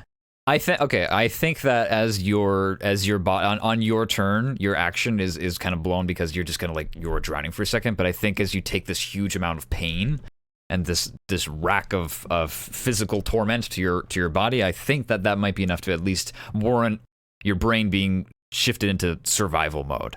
And with a 16, I think that you get a reaction to make a strength saving throw. Strength saving throw. Please make a strength check. I'm sorry, not a saving throw. It is just a strength check. So just click the strength button on your. Okay, that's that is not enough. But your body starts to thrash and move, and you kick and you punch, and you get one arm out of the cube for a moment, but it starts to slowly suck you back in. 8 is not high enough, but you learn you are able to fight your way out of these things. You just need to spend an action to make a strength check. But that's all that you get, I'm afraid. You now take your 24 acid damage, please. Nice strength. I that this forget. entire party has heaps of. Yeah, definitely. Azarine. They're now very it is your strong turn. and very smart, and it's great. Umber. Yeah, very smart, very strong. We're the stupidest motherfuckers. I hate everything. Yeah. 15-foot cube. Lay it out for us, baby. What's about to happen? Go. I'm not taking any fucking chances. What does this mean? Go. Umber, please make a Constitution saving throw. I got it. Saving throw on these 3. I can do this. You can do this, Umber. Okay, you can do this, Umber. Your constitution. Minus Okay. 1d4 on 2 of those for the blue. I'm dead. Umber? You'll kill each other. I might legit be. Like, DM, not you need to do -1d4 on 2 of those for the red and the blue. Okay, for the red and the blue, they will remove. Actually, that might actually help because the second part of Thunderwave. Yep. They lose a 3 and a 4 respectively, bringing the red and the blue down to from a 7 to a 4, and the 16 down to a 12. So red and blue fail, green succeeds. All right, so And Umber fails. And Umber fails. And Umber fails. I'm sorry. Let's So settle 19, Umber 20, first, and then let's 21, settle 22. monsters after that. So 23 points of damage to the ones that failed, and they Got get it. knocked back 10 feet. And they Got get knocked it. back 10 feet. Okay. That's why I was saying that second Nice. part. What about Umber? Does she get knocked out? Umber, are I'm you not. out? I'm knocked out. However, No, am I out, mean am knocked I out of the cube. Let me read. Engulf. A creature that chooses not to be... Okay. Failed save. They're engulfed. When the cube moves, the engulfed creature moves with it. Okay. But what if the creature inside of it moves without? But I'm saying, like, what if the inside? Yeah, but they got creature pushed is in the not? same direction. Yeah, Oh, there's no did it? reason They that got there'd one. be any reason to... Okay. All right, guys. Well, I'm at Yeah. -3 out of I can get They down to knocked -28. back So 10 feet. Ooh. I'm, and then This might be the it for me. second one takes half. So 23 divided by half. So what is that? That's I'm 13 doing the rounded up? math. 12. 12, okay. Yeah, 12. So the other one That's takes not bad. 12 and does not get knocked back. Okay. Umber, where? Great job. what do you want, man? I'm dead. Yeah. Hey, Where's your health? bye. I got okay. So I got hit for 10 by What did I get hit for 10 by? By the acid. By the acid. damage when it engulfed you to begin with. Yeah. And then You did 24. you killed me. Oh. Yeah. That's 34 points of damage. I have 28 And then health. she goes and she's like, oh. You guys got like health potions and stuff, right? Like, you know. No. I don't think a health potion could solve this fucking oops. Guys, Not gonna lie. just leave me. I'll come back stronger as Oliver. Umber. No, I don't want to see this guy. Can I be close to scratch? No. You cannot. You cannot. Look at it. Look at this man. No. Hey, good thing we replaced Umber with Valerie. All over. It's so circle. Great, I asked you. I Oliver can messaged be you a your question. backup character. I think I haven't read it yet. Okay. It's Oh, fine. I'm I'm sorry, sure man, Oliver can no. be your backup character, Umber. Umber, I'm so sorry. You were supposed to actually, die 20 like- episodes ago. Yeah, actually, like legit, cannot Oliver be my backup character? We'll see. I don't have one. So. We'll see. It is I can't tell. Should we leave? it is what happens next is that it is Brukil's turn, I believe, next, but Oliver just goes, oh shit, and he reaches behind him and he pulls out the bow and his sword and he joins the fray. He is going to join in as an actual fighter because this is gone. Oh, I can't be Oliver because he's gonna die here too. Got He's it. gonna die here Joining too, the yeah. Cube Club. I am not joining the Chaotic Cube Club. You're already in it. No. Well, listen, hard stuff, not- guys. Make sure you save up for your level ups because the world is oof. What level ups? We're You're dead. dead. No, I it got killed by a mermaid. it is Brukild's turn. You're not dead yet. You haven't made your saving throws. Ariel killed me. It's Brukild is your turn. And you've determined that if you succeed on some strength check, you can break your way out of the cubes, or someone can break you out for you. Yes, and also I hate everything and I want to die. Oh, okay. Give it to me, Gray. Give it to you. There isn't one to give you, Half which is to brain, show you how unprepared I was for this eventuality. one half of my brain is like, oh no, I have to, I can't get eaten by the slime. And then the other half of my brain is like, obviously I have to save Garrett.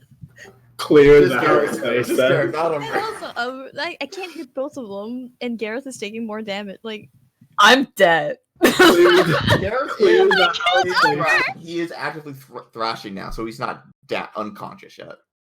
Oh fuck! Not Right, yet. no, I spaced out. No, I it's am. like it's like But I mean, yeah. get Umbra. Or get, like it's scary. There's a You get Umbra, the blue one, and then the red one just gets me. Gareth and Umber. No. It's like, oh yeah, all right. It's like fucking fighting Joe Totodas is what it is. You are Umber and Gareth will both go before the cubes go, so they'll both have opportunities to make their saving throws and try and break out before the cubes and inflict their pain. But yeah, this is a hard encounter.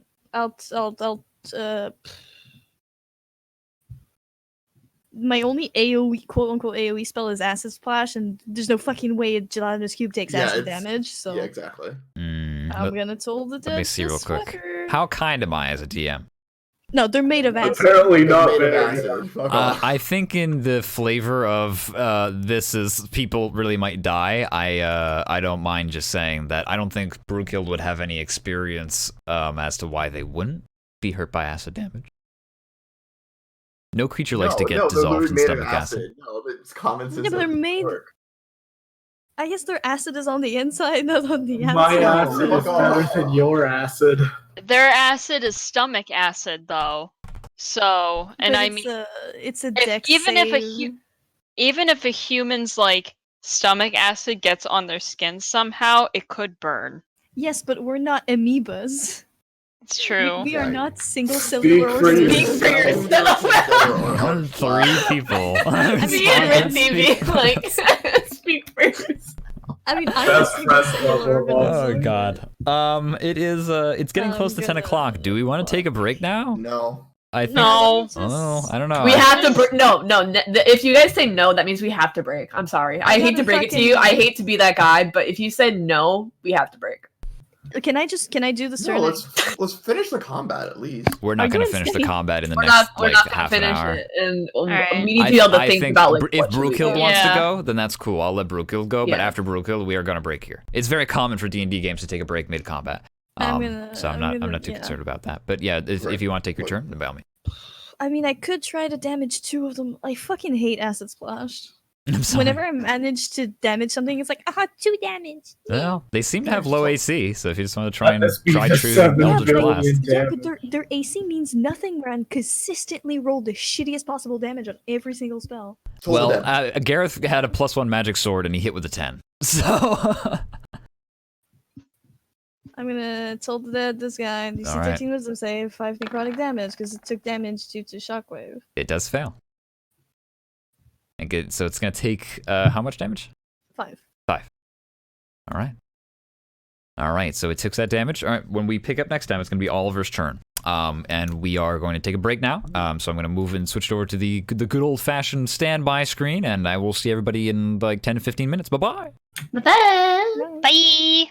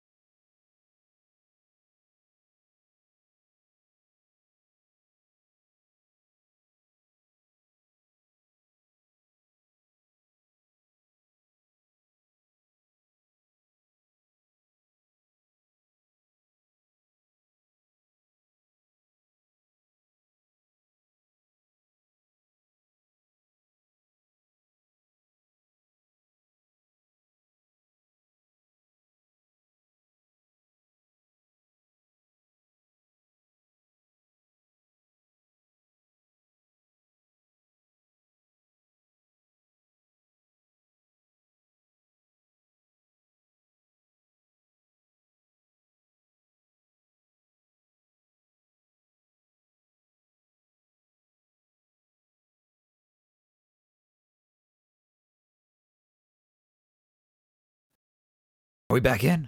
Whoa, we're in! When last we left our heroes, they were being killed slowly by gelatinous cubes.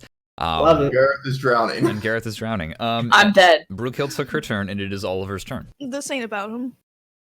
Now, let me see. I don't believe... Yep, Gareth is drowning. there is nothing stopping him from doing this. Okay, so he is going to run forward and jump up. And he is going to... That's the adjacent square. I can't think of any reason as to why he cannot do this.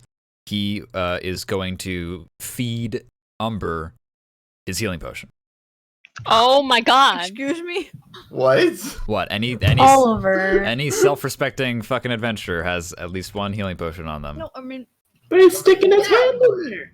He's sticking his head in there. He's gonna... sticking his whole entire little body because He's going so in there. small. In theory, you just need to be adjacent to somebody to feed them a healing potion, and so he's right to do this, but there will be consequences, but he doesn't want to see... He looks back and he just goes, "Don't get any wrong ideas. It's just because she's a fellow Yggdrasil." And so he is going to feed her his healing potion. I would die for... I will die for Brawler, probably. Gareth is currently soon. dying for Oliver. Within the next I'm living because of Oliver.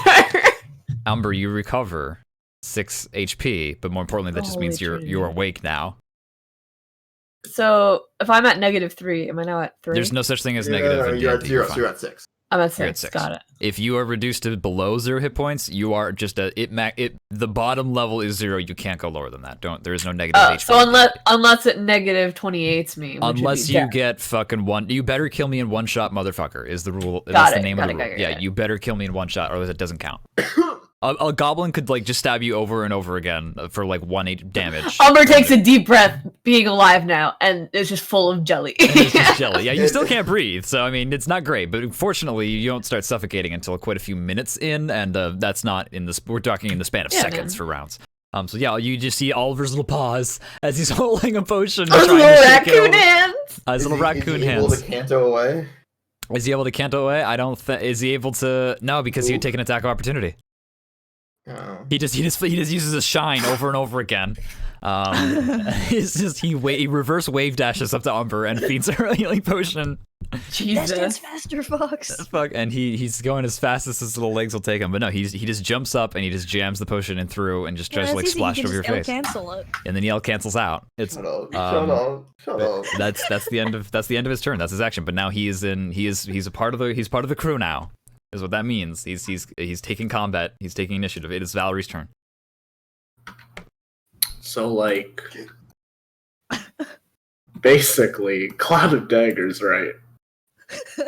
Yep, Cloud, basically Cloud of Daggers. The one that's at taken the third most level. damage is the one holding Gareth, and then the second one is the blue one that's holding Umber. But Umber's now awake. Her eyes snap open, so maybe Gareth and maybe Umber can... Their turns come up before How the bloodied cubes. is Gareth?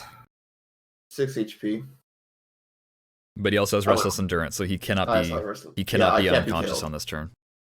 It would take 2 turns Alright. before he's unconscious. So, we're gonna cast Cloud of Daggers at 3rd level on Gareth. Wait, hold on. Hold on. Let's see here. That- Would that also kill Gareth? Would that also hurt? Yeah. It says a creature. It says a creature. I'm Yeah, but I'm willing to within the let that creature. be.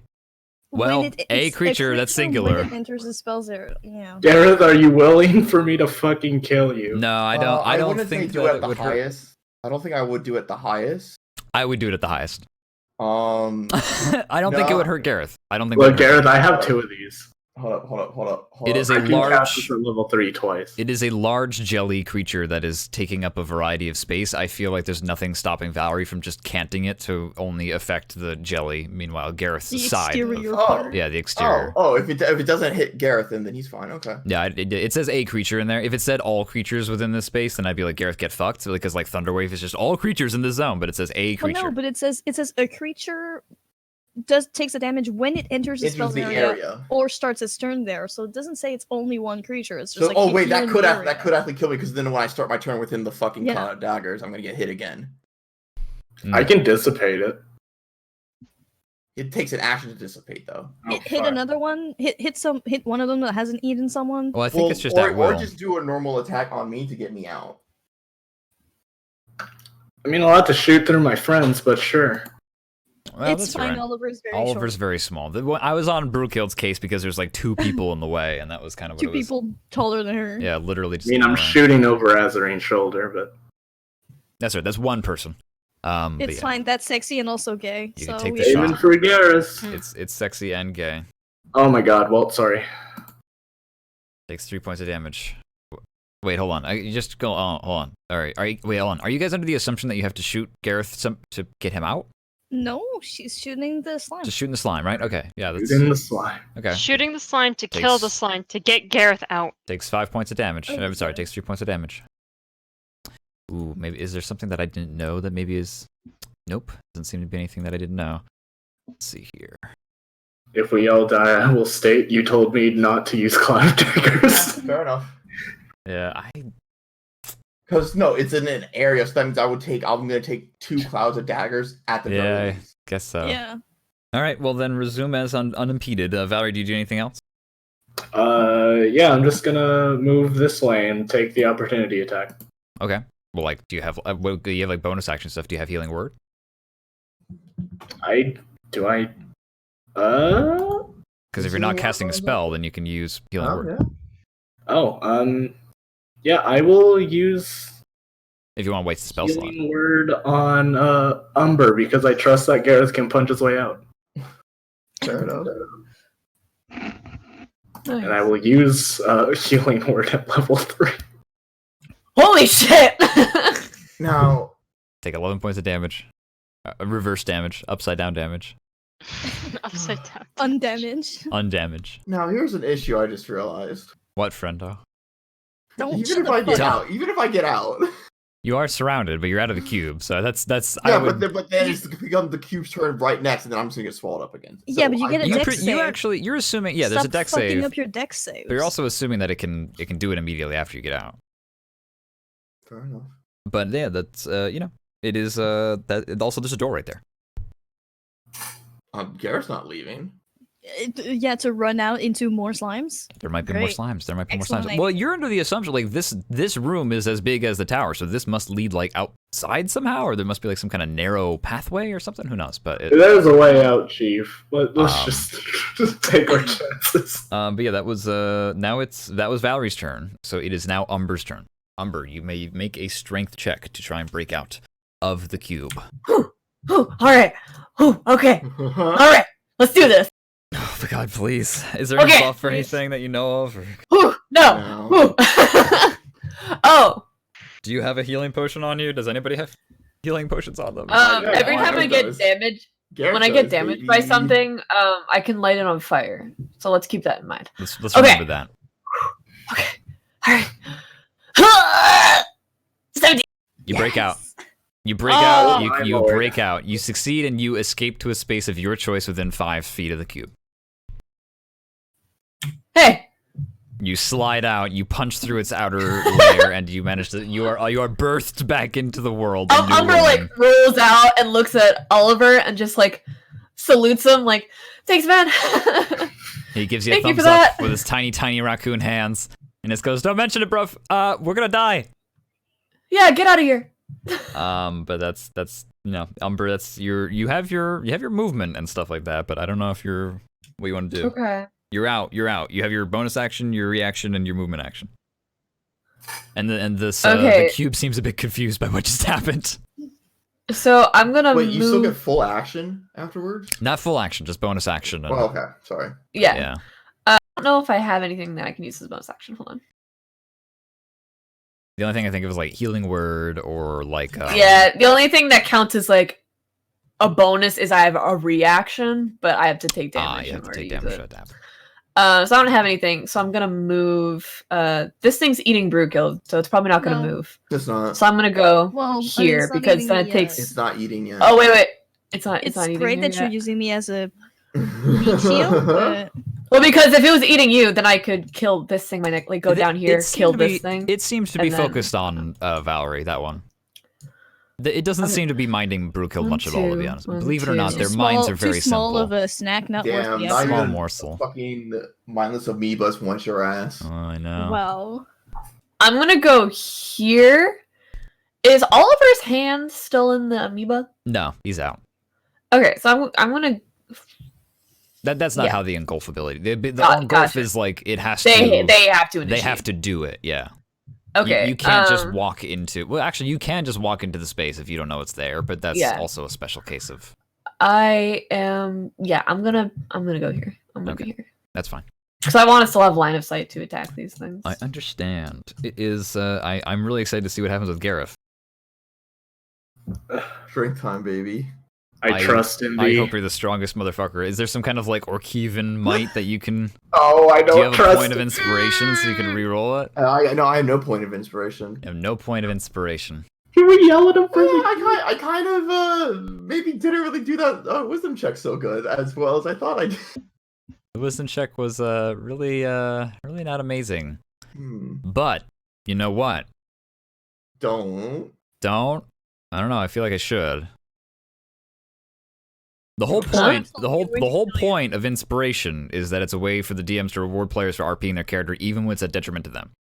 So you took the wisdom saving throw because of your water phobia, and I feel like that is deserving of a point of inspiration. Okay. And he's out. Goodbye. Am I out? You're out. It's not a high strength save. You just suck. You just all fucking suck. Yo, God, you're the skinniest, twinkiest party. You're not dummy thick at all. Listen, if I die, We're I'll just be dummy. strong. But yeah, Gareth, you are out with a 13, and you can Do pick you a. want to choose that You square? can pick a square of your choice within 5 feet. I mean, where else am I gonna go? Run out the door, Gareth. No. Yes. Pick this one. Why pick this one? We'll Why? meet you on the other side. You're out Out of the range door. of I'm this right other by the slime. exit. Oh, you can't get I'm double still in slime. reach of 2 slimes. Okay. Still. That is the well, hey, Just one, you have like, movement, prefer Gareth, and like bonus pulse. actions and reactions. I don't know what you can do with that, but I just want to be clear that you have those things. And this is all the DM fiats I can pull to save. That's it. I have no more that I can give you guys. Oh no, I know. So any deaths after this are unfortunate but unstoppable. So how bloodied are these two? The purple one's the most damage. The blue one's the second most damage. The red one has barely taken any damage at all. Well, no, that's not true. That one has taken 23 points of damage, and the blue one has taken 27 points of damage from Thunderwave. I forgot Thunderwave hit them both before. And the purple one's taken like a shit ton of damage. So the one next to you is looks like it's dying. Damn. Yeah, no, I can't really do much. Okay. That is That's my the turn. end of your turn. It is the cube turns. Hey, what's up, guys? I'm ready to get back in. No. It makes an attack against you, but it cannot use the engulf ability again like that. Minus not the like that. D4. Restless endurance. Let's go. Minus the D4 Minus means the it's. D4 because it means that it's no longer a crit. It is. You're right. It's no longer a crit, but it does still hit no matter what. It would still hit though. Hold up. Okay. Gareth, blow it. Nut. Whatever kind of abilities you have, just go nuts.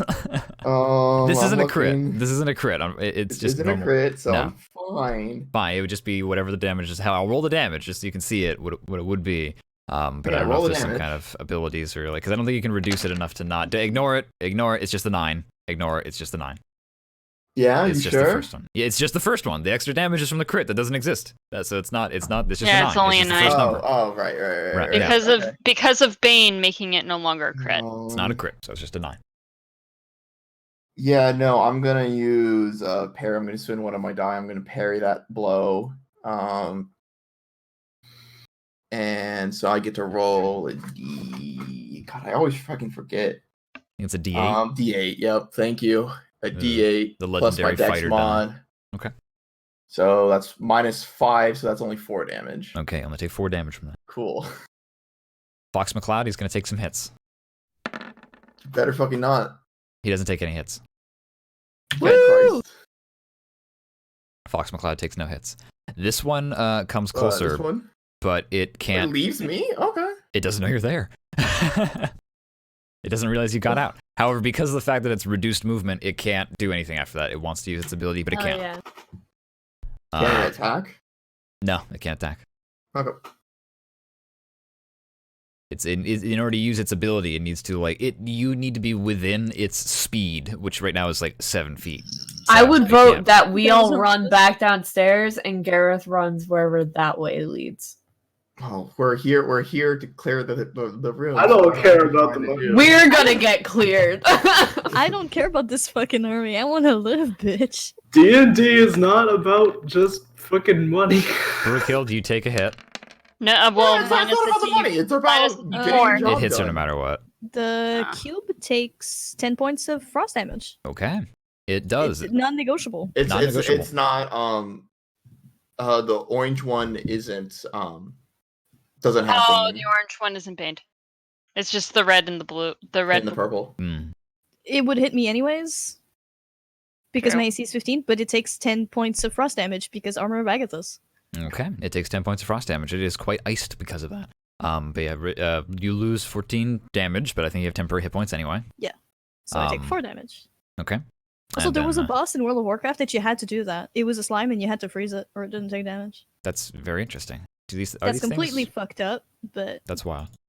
This one does come up, and it can't get close enough to use its engulf ability, but it does use. It just attacks you. That doesn't hit though. no. That's the end of cubes. It is now Azarin's turn. All right.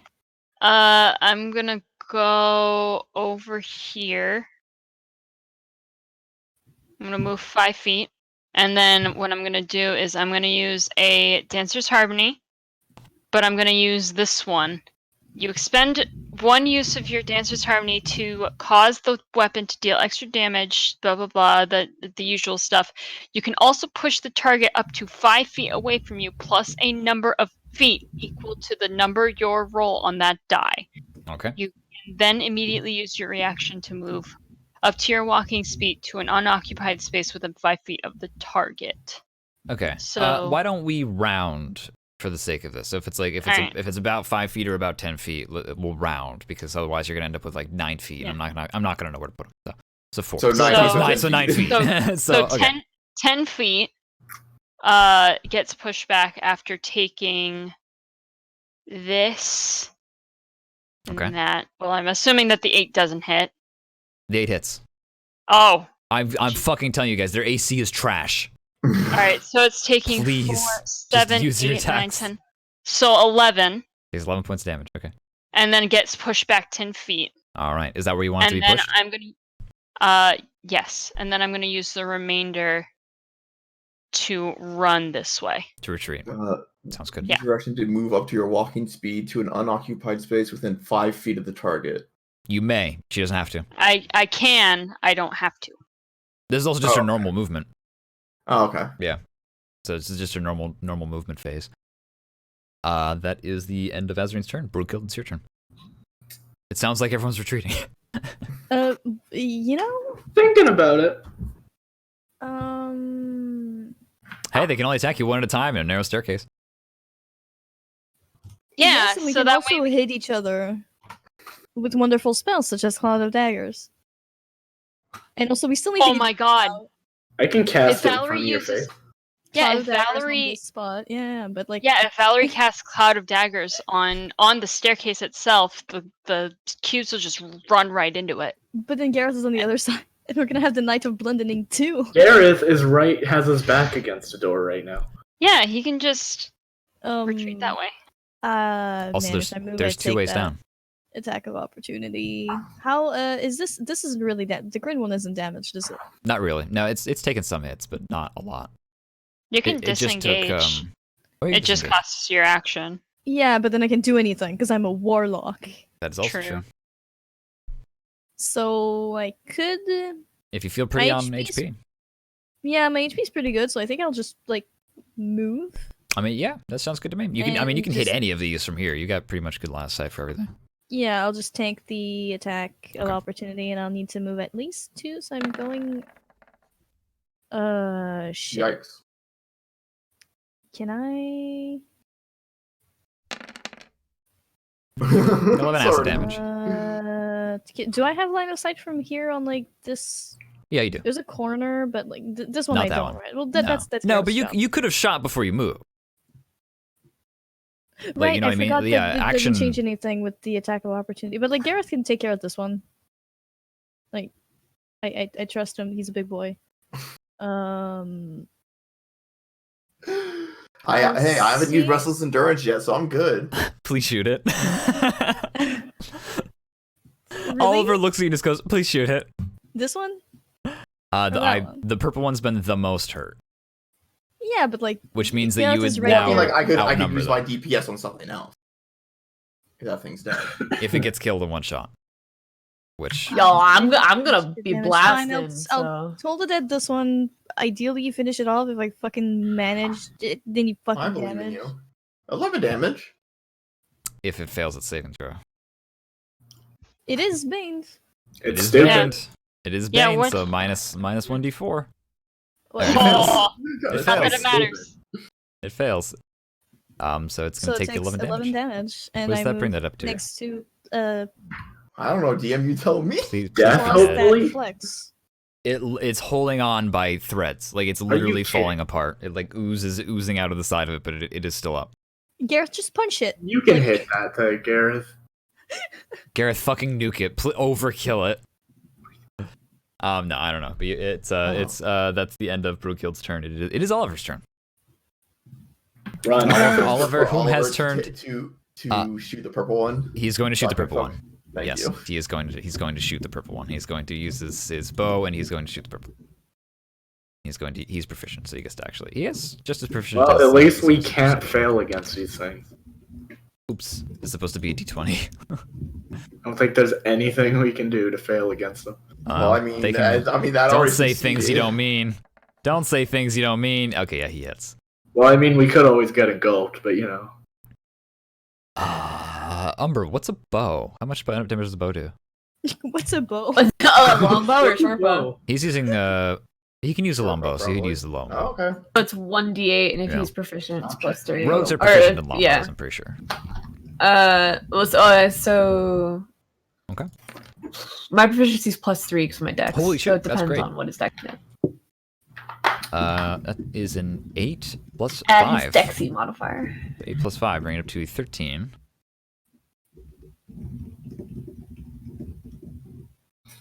It dies. Cool. Oh, That Love that. final bow, that arrow strikes through, and it just gives way. It just falls apart Woo! into gelatinous mass. Fluids just kind of just like fall across the floor, and it just falls apart. That's his turn. He's going to use his bonus action to take the disengage action, because he's a rogue, Nice. and he's going to go way the fuck over here. Bye, nerds. He says. That is the end of his turn. It is Valerie's turn. All right, no messing around. On the blue one, Cloud of Daggers at 3rd level. Okay.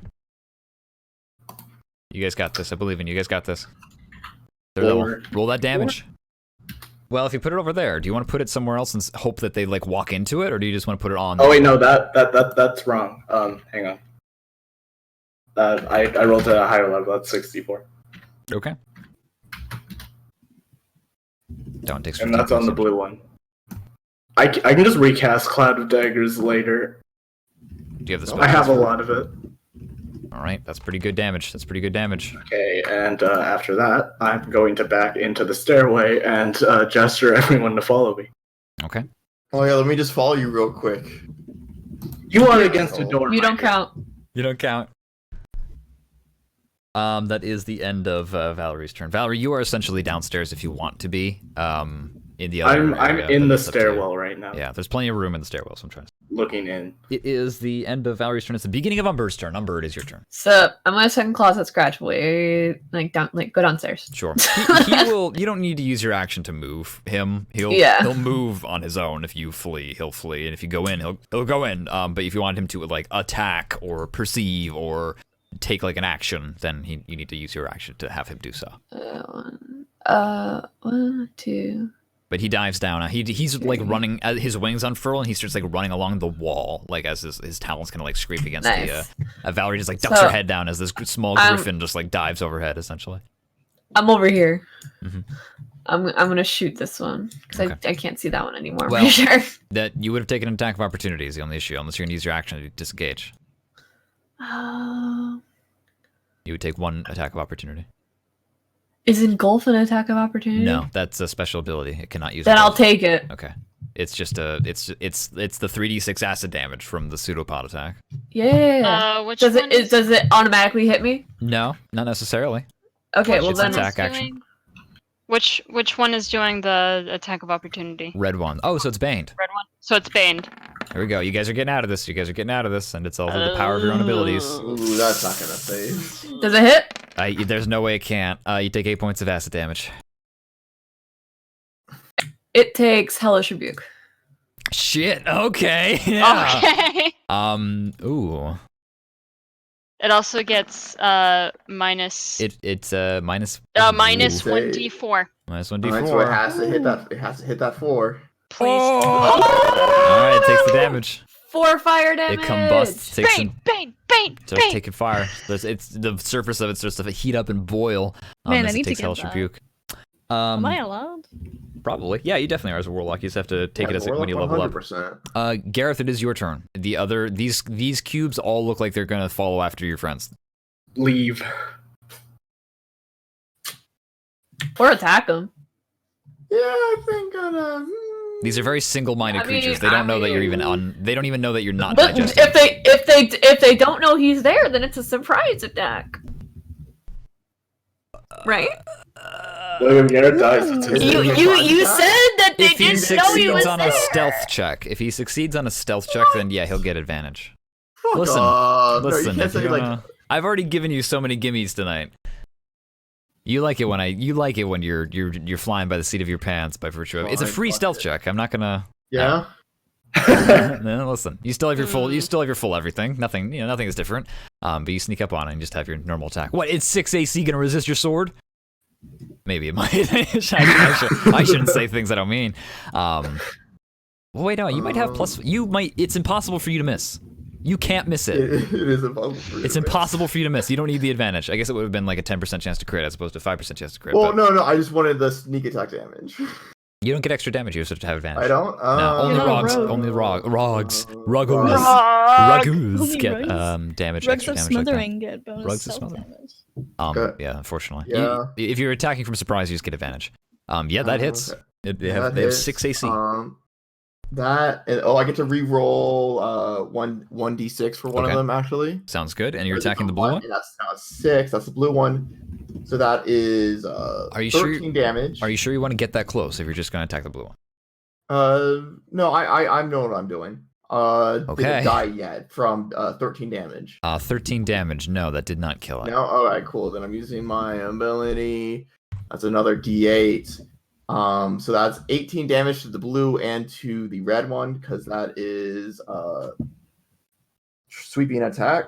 Okay, I am going to just at this point ask you to do all your abilities and just add up all the damage at the end of the turn. So I Okay. can adequate. I don't want to mess up the numbers. I want to make sure I get every single damage Well, point. that's my first set of numbers. So that is 8. That is I was asking you if that killed it, so then No, I can know, like, not to waste. Don't worry. Do not worry about wasting it. It is quite hale and So healthy. that is 18 damage to blue, Okay, 46 plus. and that is 18 to red. All right. You know what? Gareth is ain't happy right now. He ain't. Just one eye is glowing white as his face is covered just like with black shadow from above. Do it again. Do it again. Oh my I don't know. God. You attack it, and you God. hit when do. I get We'll to see what reroll another happens. d6 because that's another one. Yeah, we'll see what happens. It's That's 2, so that's and This- then that's gonna okay. be another d8. If I'm doing another roll. okay. Just don't stop, man. Don't stop. So that is, let's see, Ripken's hair, please. 2, that's 8, that's 12. So that's 12 damage to blue and red. That's 12 damage to blue and Another- red. That's In another what 12. universe did we decide that Gareth was a tank? He's always dead. He's obviously just a plague DPS. He is. He's a floor Fighters are tank. DPS. Barbarians are tanks. Fighters are Yeah, DPS. true. Barbarians have Well, functionally because- like 400 HP, and fighters So how- I are. And that's not basically level one. I did 30 damage to both total to red and blue. Blue should be. I'm sorry, dead. what? Yeah, for both my attacks. Oh, Total. okay. I thought like 30 in addition to. No, Okay. 12 in addition to the 18. Okay, so that brings it up to that one. There's no way that Blue's alive right now. There's a way that Blue is alive. What the fuck? Dude, kill them, nuke them. We're fucking trying, bitch. I know. I just like people are asking like, well, I don't want to overspend my abilities, and it's like these things are tanky. Well, I mean, Blue's gonna die anyway. He's gonna start in Cloud of Daggers. He is gonna start in Cloud Daggers. So, okay. Is that the end of your turn, Gareth? Yeah, it's the end of my turn. Okay. That is it's the cube's turn. Yep, Cool. That's, Blue takes Cloud Daggers. Blue takes Cloud Daggers. Please roll damage to Cloud Daggers. goodbye, Blue. Oh god. Blue is destroyed. All of those ones. Are you serious? It doesn't matter. Blue is destroyed. But no, like it's like that. Okay, no. Imagine like because I just hit it like 3 You times. sweep through it, and then nothing happens for a second, and then it just And then it explodes. Like I'm like- Samurai Showdown nonsense. Damn, Ace would have fucking popped off. Yeah, but the Cloud of Daggers does good thing you cast it at 3rd level. But you do eviscerate the remainder. The other 3 start to make their way towards the party. 1, Not Two. I mean, homeboy knows I'm here now. it doesn't care. It's a single-minded organism. It doesn't give a shit. It saw Hey, Blue y'all, killed, and it's get delicious. down the fucking stairs. Doesn't red take an attack of opportunity? Absolutely, it does. Cool. Please roll. Did it not roll? They can only move 2 squares because of the movement. Blue kill's got It's gonna be quite difficult for Why you. is my is my oh there we go. Oh, there it is. The 12. Okay, that hits. Actually, I don't think Gareth can miss. He cannot miss. He I physically literally cannot miss. It's Their plus AC is. 5. If you have +5 to any of your attacks, you cannot miss these creatures. So just use your attack action. Just attack. So that's 11 damage. Okay. To Red. Okay, that's a meaty blow. That's what that is. It's a meaty blow. Brewkill is kind of sort of disconnected from Discord, or? Yeah, okay, evidently disconnected from Discord. I tried to type believe and I just typed blurb. Blurb. Blurb. All right, that's the end of that's cubes. They can't really get close enough to do it. Oh, what? That's not true. They have to attack. Or they can't. They don't have to. No, you guys wouldn't like me as a DM if I was so unforgiving or too forgiving to the point where if the going got tough, it suddenly just I don't know, stopped I being think D&D. I don't know. I think that we would be pretty forgiving. I don't think Gareth Brewkill would forgive me. I'm fine with wipes if they are our mistake. Yeah, this is a level appropriate encounter, unfortunately, which means that I don't have a reason to pull too many punches. Unfortunately. I will not be forward again. Well, that's good because it can't use its engulf. You're just gonna take this. Oh no, more people Mine are is dropping. D. Yeah, D4 isn't gonna do anything. I hate these fucking gelatinous. These ones are up. It's like a massive dragon comes from space and nukes all of you. Session over. No, that's not gonna happen this time. Fortunately, yes. Sorry. She's got the temporary hit points though, so she actually has quite a bit of HP. She's a tanky warlock, so I think that she can eat it. Also, like, Okay, she isn't has there 1 like an HP. armor thing? Isn't there an that's, armor thing? That's been spent. Does it take Does it take cold?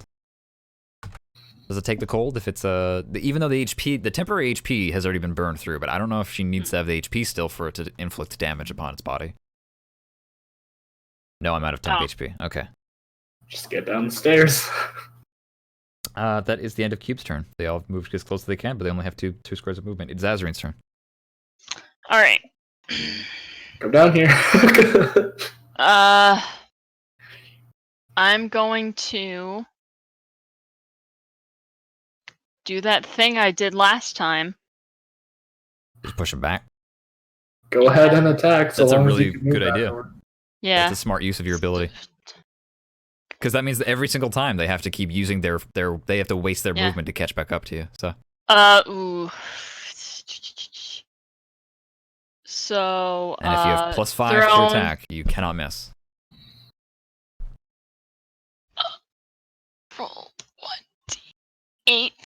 Alright, so it takes 12 points of damage, the red one. Okay. And then it gets pushed 10 feet back. That one dies. And then you run down the stairs. That one is killed. Okay. Can I use my second bardic inspiration to do the same exact thing to the other one? Yeah. Or can I only use one? Oh, as far as I know, you expend one use of causing your weapon to deal extra damage. It's just however many attacks you have. It's like superiority die. Yep, 16. So 3, roll 1d8. Oh! Okay, so it So it takes takes 11 points of damage for green, and then it gets pushed back 15 feet. No. Yeah. 15 feet. We're rounding. We said it before. My DM wants you guys to succeed. However, I have to help you succeed via the abilities that you have. And you're doing great. All right. And then I'm going to take my movement and run down the stairs. Okay. There's 2 cubes left, and they are both very healthy cubes. That is Azarine. She runs down the stairs. Open Twitch. All right, awesome. Excellent. Azarine has made her movement. She has killed the one, and she has knocked back the other with a second attack. It is Brookhild's turn. Brookhild, there's no people around you impacting your ability to do anything. So if you just want to move your token wherever and roll whatever you want to roll, then we will see it, and we will respond in kind. We can clear this room, fine, but main priority, live. This is hardball right now. This is why they sent the people they were not going to go and send like 2 scouts to go and clear out this tower. They were like, we are going to go get that guy who was like fully armored and had a crew of like 4 with him. That hits. Hit damage, please. If you have +5, you cannot miss these creatures. 33. Takes 33 points of damage, whichever is less damage.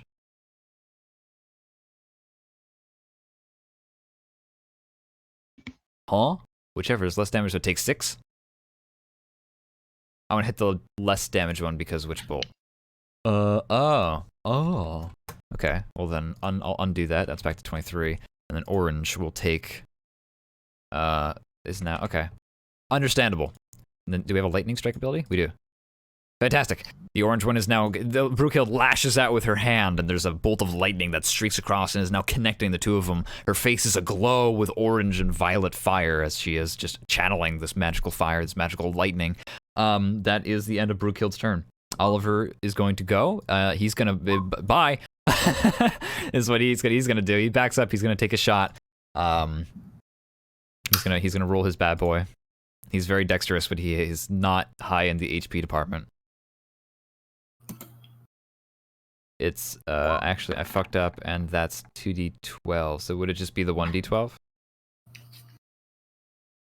I can just have it, so it just took 5 damage. There we go. And he hits. He does damage. No, it's the opposite. You're on confusion. Never mind. So it should have taken 2d. Actually, I fucked up, and that's 2d12. You did roll 2d12. That's why I'm confused. You succeeded. Yeah. I'll figure it out either way. But it is a. And then it keeps getting that 2d12. Yeah, it autos. It auto. Oh, it was a higher level spell. Oh. Yeah. Yeah, Witch Bolt grows considerably. Brings that one up to there we go. That is Oliver. Oliver's gone. He's down. He just disappears. He presses past Valerie and just goes, "Oh, excuse me, mate," and runs by.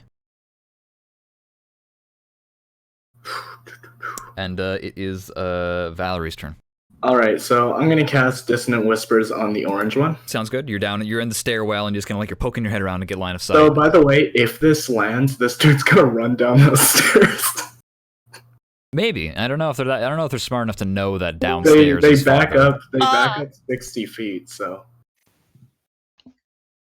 Oh god, I'm back. You're back, Brooke. You're back. You're doing great. So what's the save? Am I back? You're back. 15 wisdom. 15 wisdom. Okay. And which one? Green or orange? Orange. Okay. 14. I think that fails, right? Yep. Okay. So what happens to him now? So, let me actually open. I know it does damage. I just 3d6 psychic damage. 3d6 psychic damage. Roll that bad boy for us. Okay, 13, and he falls down the stairs or something. Let's see the damage on that 13. Let me just add that on real quick. Okay, wonderful. Yeah, he's just gonna back up. How far did he go? Up to 60 feet? Yep. Creature doesn't move onto an opposite stage. Okay, successful saves, half damage doesn't move. Move away, move away. What is it? Its speed allows you. So 10 feet. It moves as far back as it can, yeah, so it goes back 10 feet. Oh. So is it stricken by fear or something, or is it just a one-time only? Yeah, it's scared. Okay. Interesting. So it uses its... Just for that turn, I believe, though. Just for that turn. On a failed save, it takes the psychic damage and must immediately use its reaction to move as far as away. That's it. So yeah, it turns around and it's just... It very slowly just... slowly across the ground. It tries to run away. But it's very slow and it takes a huge The amount of weirdest looking run from a slime. It's the very, very comical. It is Umber's turn. Umber, you're live. I am. I'm gonna shoot it Okay. Do it. It's damage. You can use Colossus Slayer. right there. All right. You guys now have the numbers superiority. But you know, nobody get cocky. Nobody get penisy. No, I'm gonna take pot shots from this stairwell. I'm waiting for it to load, but it's not. Okay, 26. Awesome.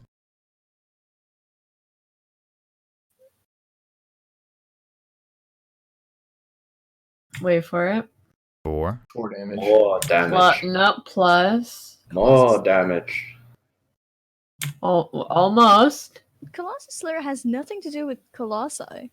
Not It's at just all. like, Not is it really. damage? Yeah. Just sounds cool. Oh, who named this? Well, it's 7. the other option was Horde Slayer, so the idea is single target DPS versus AoE DPS is what it comes down to. Is like if you're fighting multiple creatures, do you want it? So Colossus in the sense of like, the one-on-one versus this 7 tremendous foe. damage. 7 damage to Orange. Yeah. Orange. Hopefully I'm doing my addition right. Yeet. Okay. It takes some damage. That arrow strikes true. Wait, fuck the yeet. I'm staying here.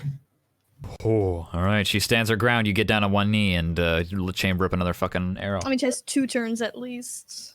It's true. So- 2 turns before they get to you. it's very slow They're moving. slow and steady. So don't let them get close though, because they can and will reuse their engulf ability. It is Azarine's. No, one Umber. Gareth. Hello, sir. How you doing? Hello. Hello. You're currently cosplaying as Guts from Berserk. You're fucking. You I got your am. sword and. So I got 30 feet. Don't So- fucking... Gareth, if you get eaten by the slime again, I'm letting you die. I'm watching you. I'm going to stare into your eyes as you Well, okay. DM. Yeah. How bloodied are they? They are both. They are both. No. One is severely bloodied. The other one is lightly bloodied. On average, they are both bloodied. See, the thing is, I don't have a nice bow like you guys. Throw your sword. You got short swords. Hey, guess what? You're allowed to do nothing. You're allowed to not kill something. No. Gareth. No. Mm-hmm. No. Are you gonna do it I don't know. Do what? What? Do in what? front of everyone, asshole? Do what? No, I'm moving up. Yeah, Gareth is moving up, He's gonna throw a sword. and no. Is there like a contract Gareth can sign saying like we're not responsible for anything that happens? At this Yeah, no. point, if he dies, he dies. Which one is bloodied? The orange one is the most hurt. It is still like these things are fucking tanky though. So Okay. like bloodied is still Yeah. like more HP than you have. And I do. Okay, so I can't actually move back. You know what? You're still out of move. Once you attack, you are where you are. Well, no, I moved 15. Oh, okay. Well, I wasn't Which sure where you wanted to is, well, no, because I'm saying that's so I have half move, right? Right. I'm just saying, are you committed to moving here? is what I'm trying to ask. Are you sure?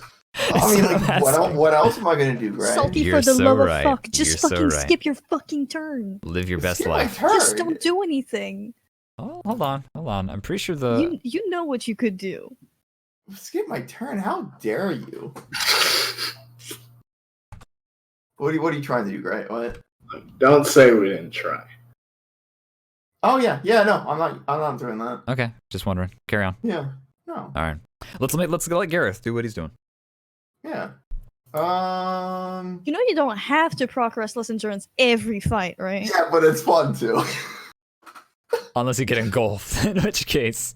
Well, that still procs restless endurance. It's true, and they Yeah, can't and then crit the or next anything. turn you still die.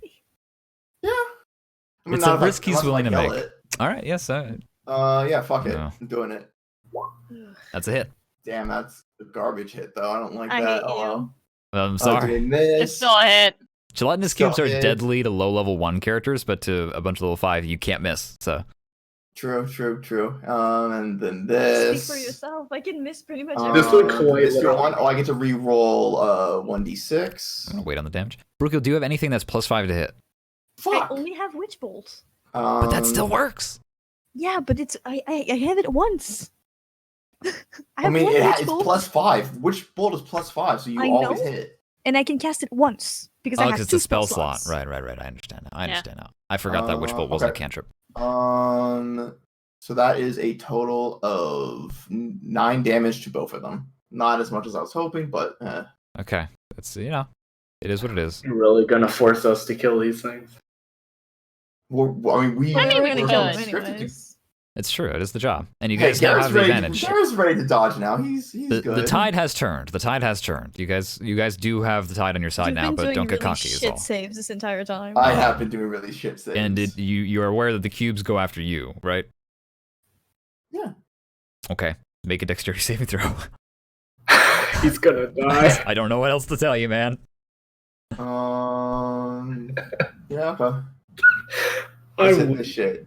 I'm Dex gonna time, kill him. baby. Let's go. You Fuck beat it. you. You beat it. What if happens? he Let's makes see. it out, I'm going to kill him myself. Okay, let's see here. I'm wondering if you get a chance to freely move or something when that happens. No, it's just DC dexterity saving throw.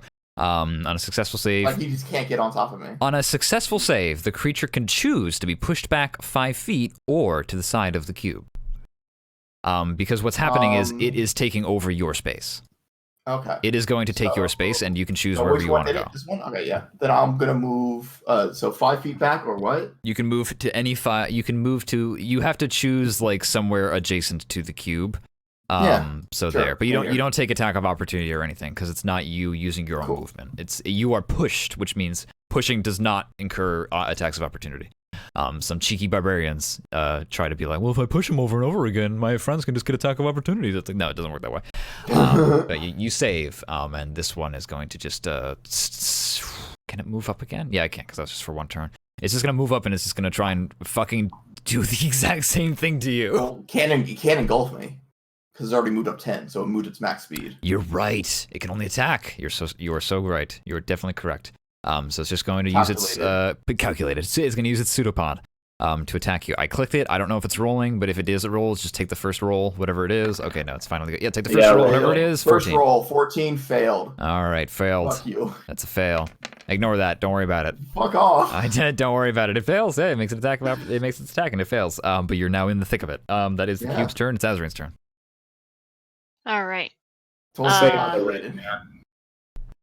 I'm gonna move. I can do 2d12 per turn on the orange one, by the way. So if you wanna put the big cooldowns on the green one, I don't have any more inspiration, unfortunately. It's a shame.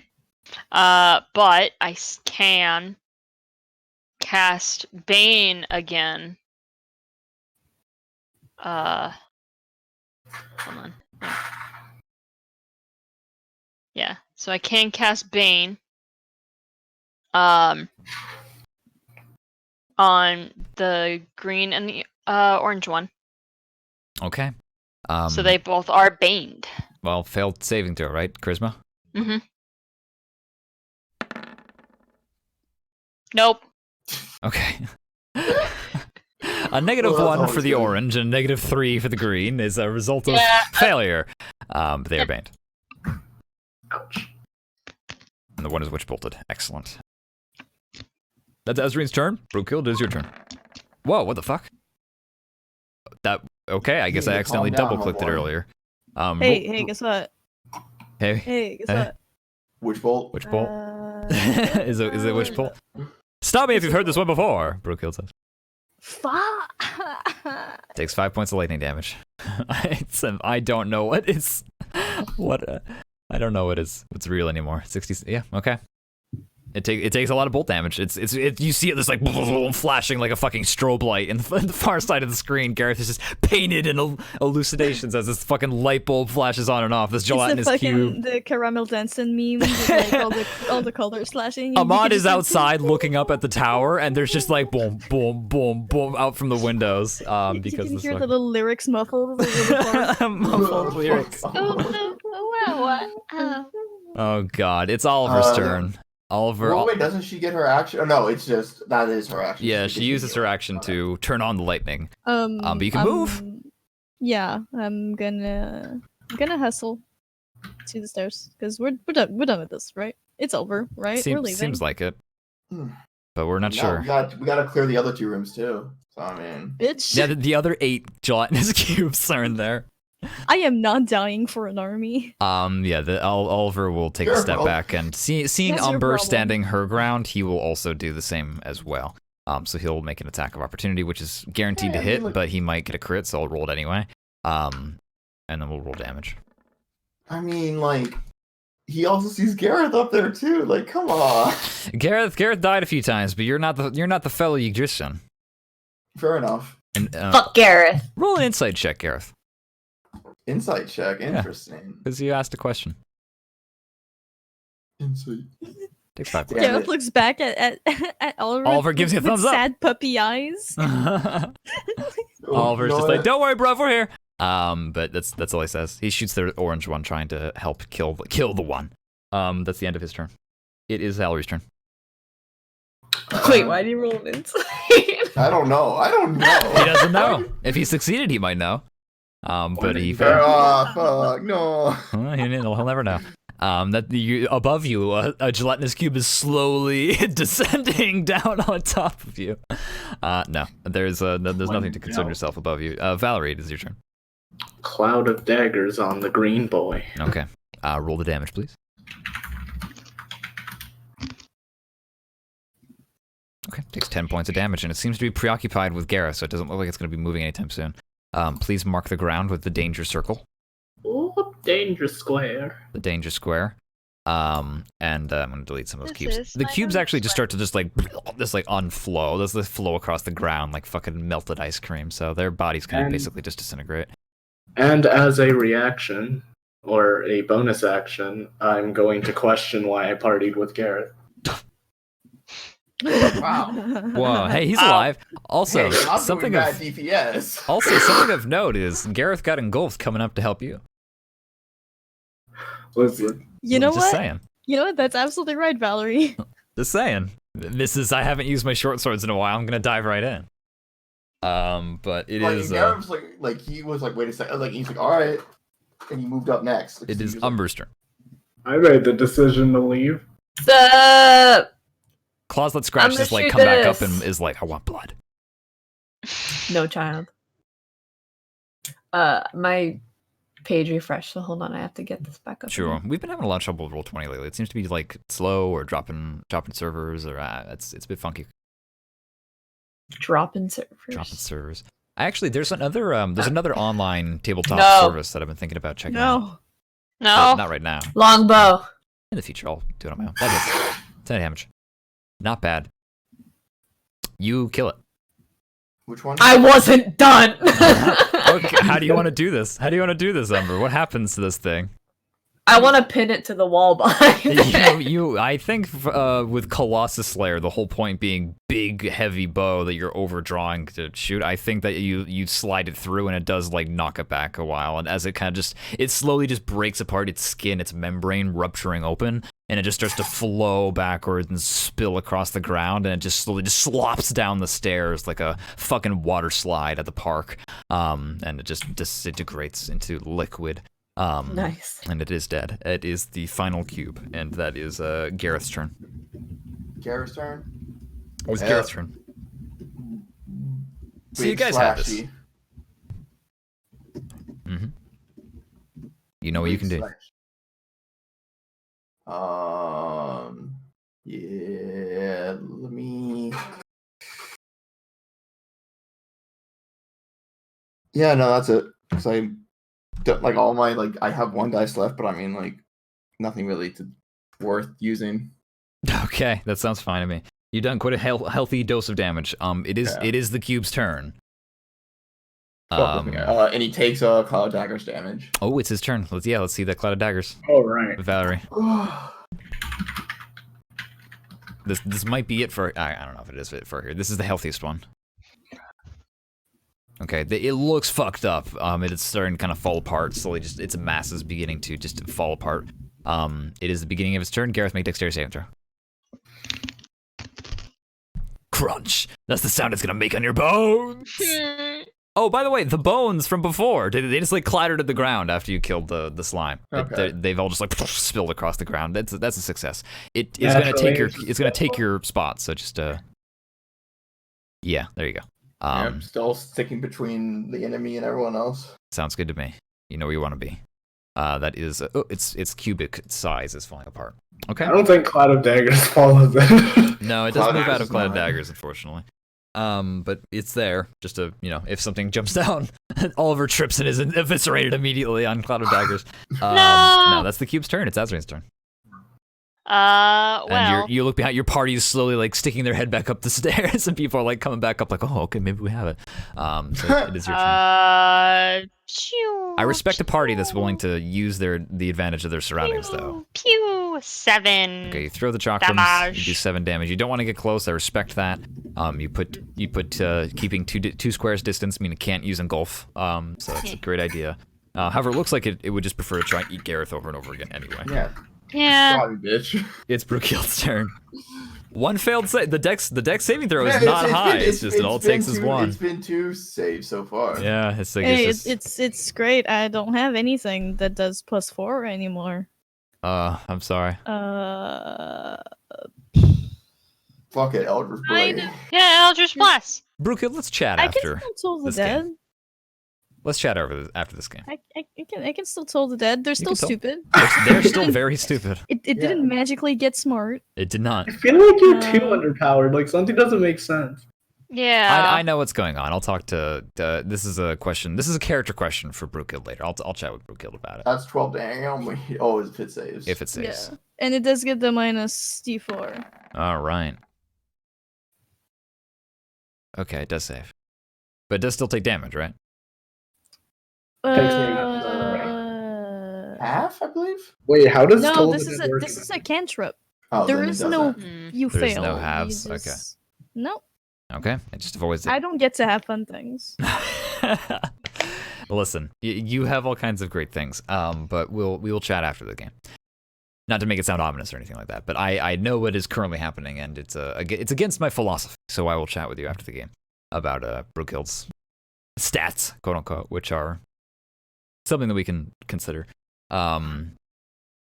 It is the end of Brookhild's turn. It's Oliver's turn. Oliver is just going to he's just gonna take his shot. He's gonna roll his damage. He's gonna take his gonna do his thing. Oh, Damn. Damn, bro. All right, that's fine. That's pretty good. It's falling apart. Motherfucking Oliver's just like, oh, I'm no fighter, and he's just like, hey guys. He's very high Hey dex. guys, my dick is huge. Hey guys, my dick is huge. You look at him and he shoots the air and goes nice, and then he accidentally stubs his toe and he dies because he has 4 HP. That's more than I have right now. He has very high dexterity, but he has laughably low constitution. but it is Valerie's, and also laughably low strength. It is Valerie's turn. Coward is this thing. It looks at Garrett. The thing is just like it looks like it's about to fall over. This gel is about to just completely. Oliver is my. I'm about Oliver's to an assassin. with the fucking thick of my blade. I'm all for heeding the advice of just blow all your shit now, but I don't think I need to. I'll It just shoot looks it with like a- it's falling apart. Shoot it. It's like Bad guy leaking shot. fluid. All right, how do you We want? How do you glorify want to it. do this? How do you want this to go? I honestly, the arrow just flies right over Brookhild's hair, past Valerie's head, and like under Umber's arm, and just Threads the needle. It just through Gareth. He's doing it. Gareth unconscious.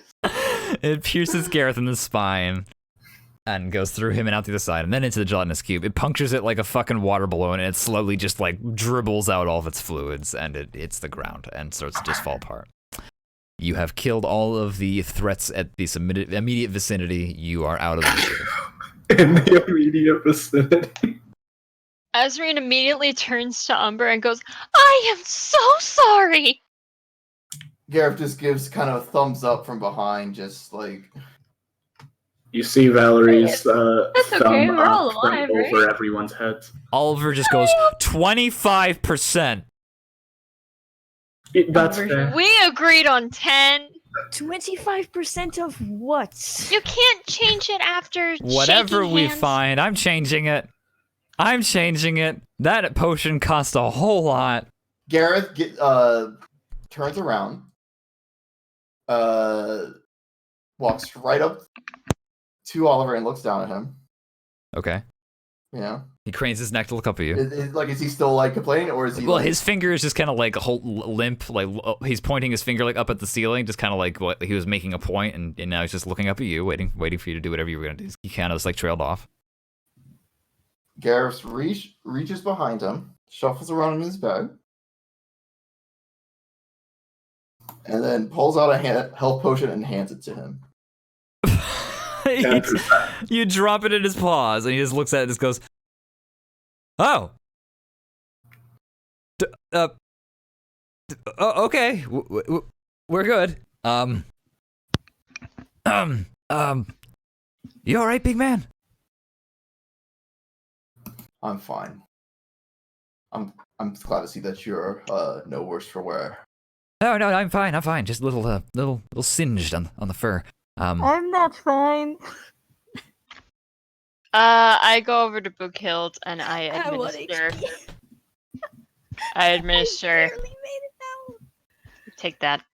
Ugh, 19 that's- points of how- healing. Damn, you only had I only have 2 HP, but yeah. You fucking like I. almost filled up my health. Look, Here you go, Ugh, Gareth. That ugh. second one is for Gareth. okay. He just kind of nods as you kind of like 14. start to slowly heal him. Oh, 14? Oh, damn. I thought I only Yeah, saw the 14. 6, but yeah, okay. It's weird So that it doesn't that's- just add those together for you. It's so strange. Yeah, it's weird. I don't know. No, that's fine enough.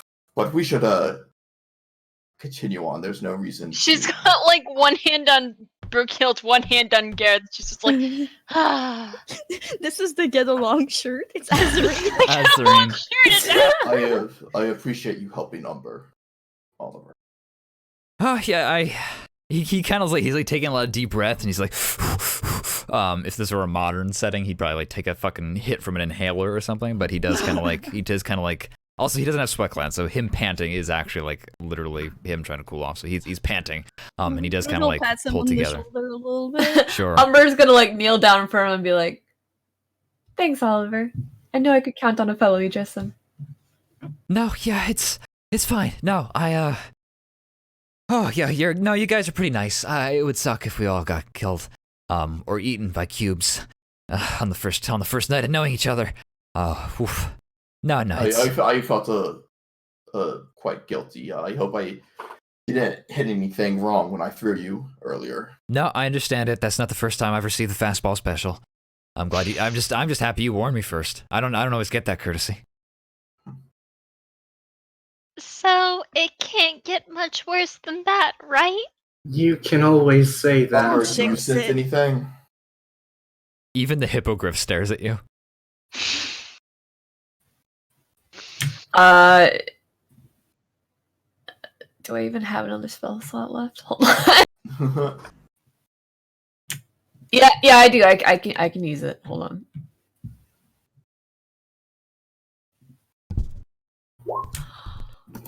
Sense, man. Faye. No undead, no aberration. No aberration, no undead. Just Nice. Faye. We should probably check the other rooms just in case. Agreed. Yeah, sure. All right. But that was hard. All right, everybody move their icons wherever they would like to be. And once everybody does that, I will reveal whatever I need to reveal. Put Oscar or Oliver with me. Oliver with you. He's hanging out. Yeah. Hey. He's back up on your shoulders. God, fucking claws that scratches icon. I fucking hate it. Looking into You this gave room, me the permission. I know. It looks like I'll make one just so you have like the social pressure of using it. and then you I still won't. won't use it. You know how long I had Dom Yoshi for? Oh God. God. Looking into this room, it seems to be like some kind of animalistic nest. You see where there's a crack in the wall and there's actually some greenery, some moss that is beginning to grow, as well as small like some kind of small tree, like some kind of small tree branch that has like little buds on it. There's a collapsed wall. You can kind of see outside. It's pitch black outside, so there's nothing really to notice besides just a faint chill. Around you is scattered debris as well as broken wardrobes and like cabinetry. It looks like maybe this room had a table at one point. Maybe it reminds you a lot like a mess hall, but maybe it was kept also more for storage. Tiny. It's very small. This is a small town. Wardrobe. Whoever was like the guards on staff, it would probably only be a handful of men that had to share this room. I'm gonna go over to the wardrobe. Okay. Why don't you make an investigation check for me? Investigation. Oh! Okay. First thing you notice is that this wardrobe is actually very well designed and very well built, and there is actually almost like a seal that has created itself around the area where where the cabinets would normally open. First of all, it's locked. But it is a very tightly fit wood that is also expanded with time. And even though there's rot on the wood, it is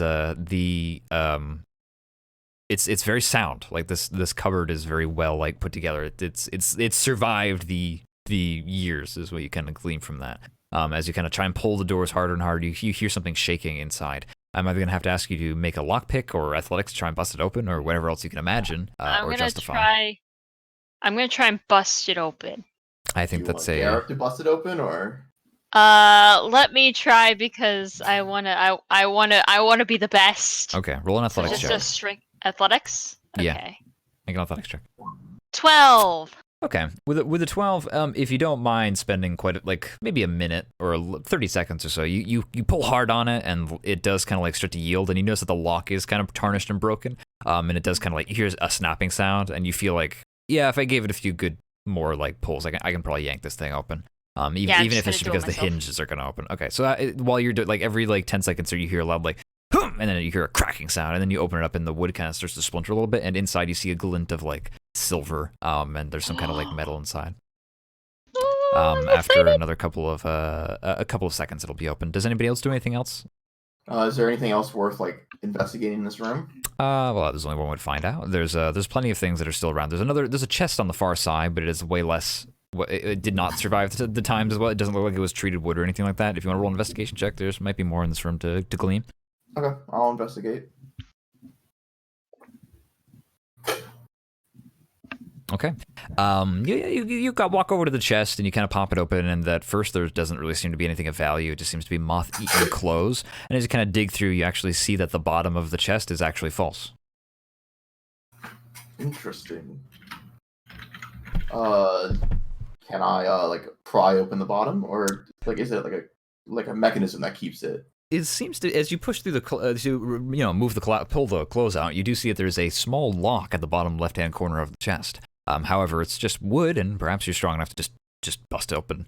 It's only a chest after all, and it wasn't very well built to begin with. So if you want to make an athletics check, you can probably just try and break it open as well.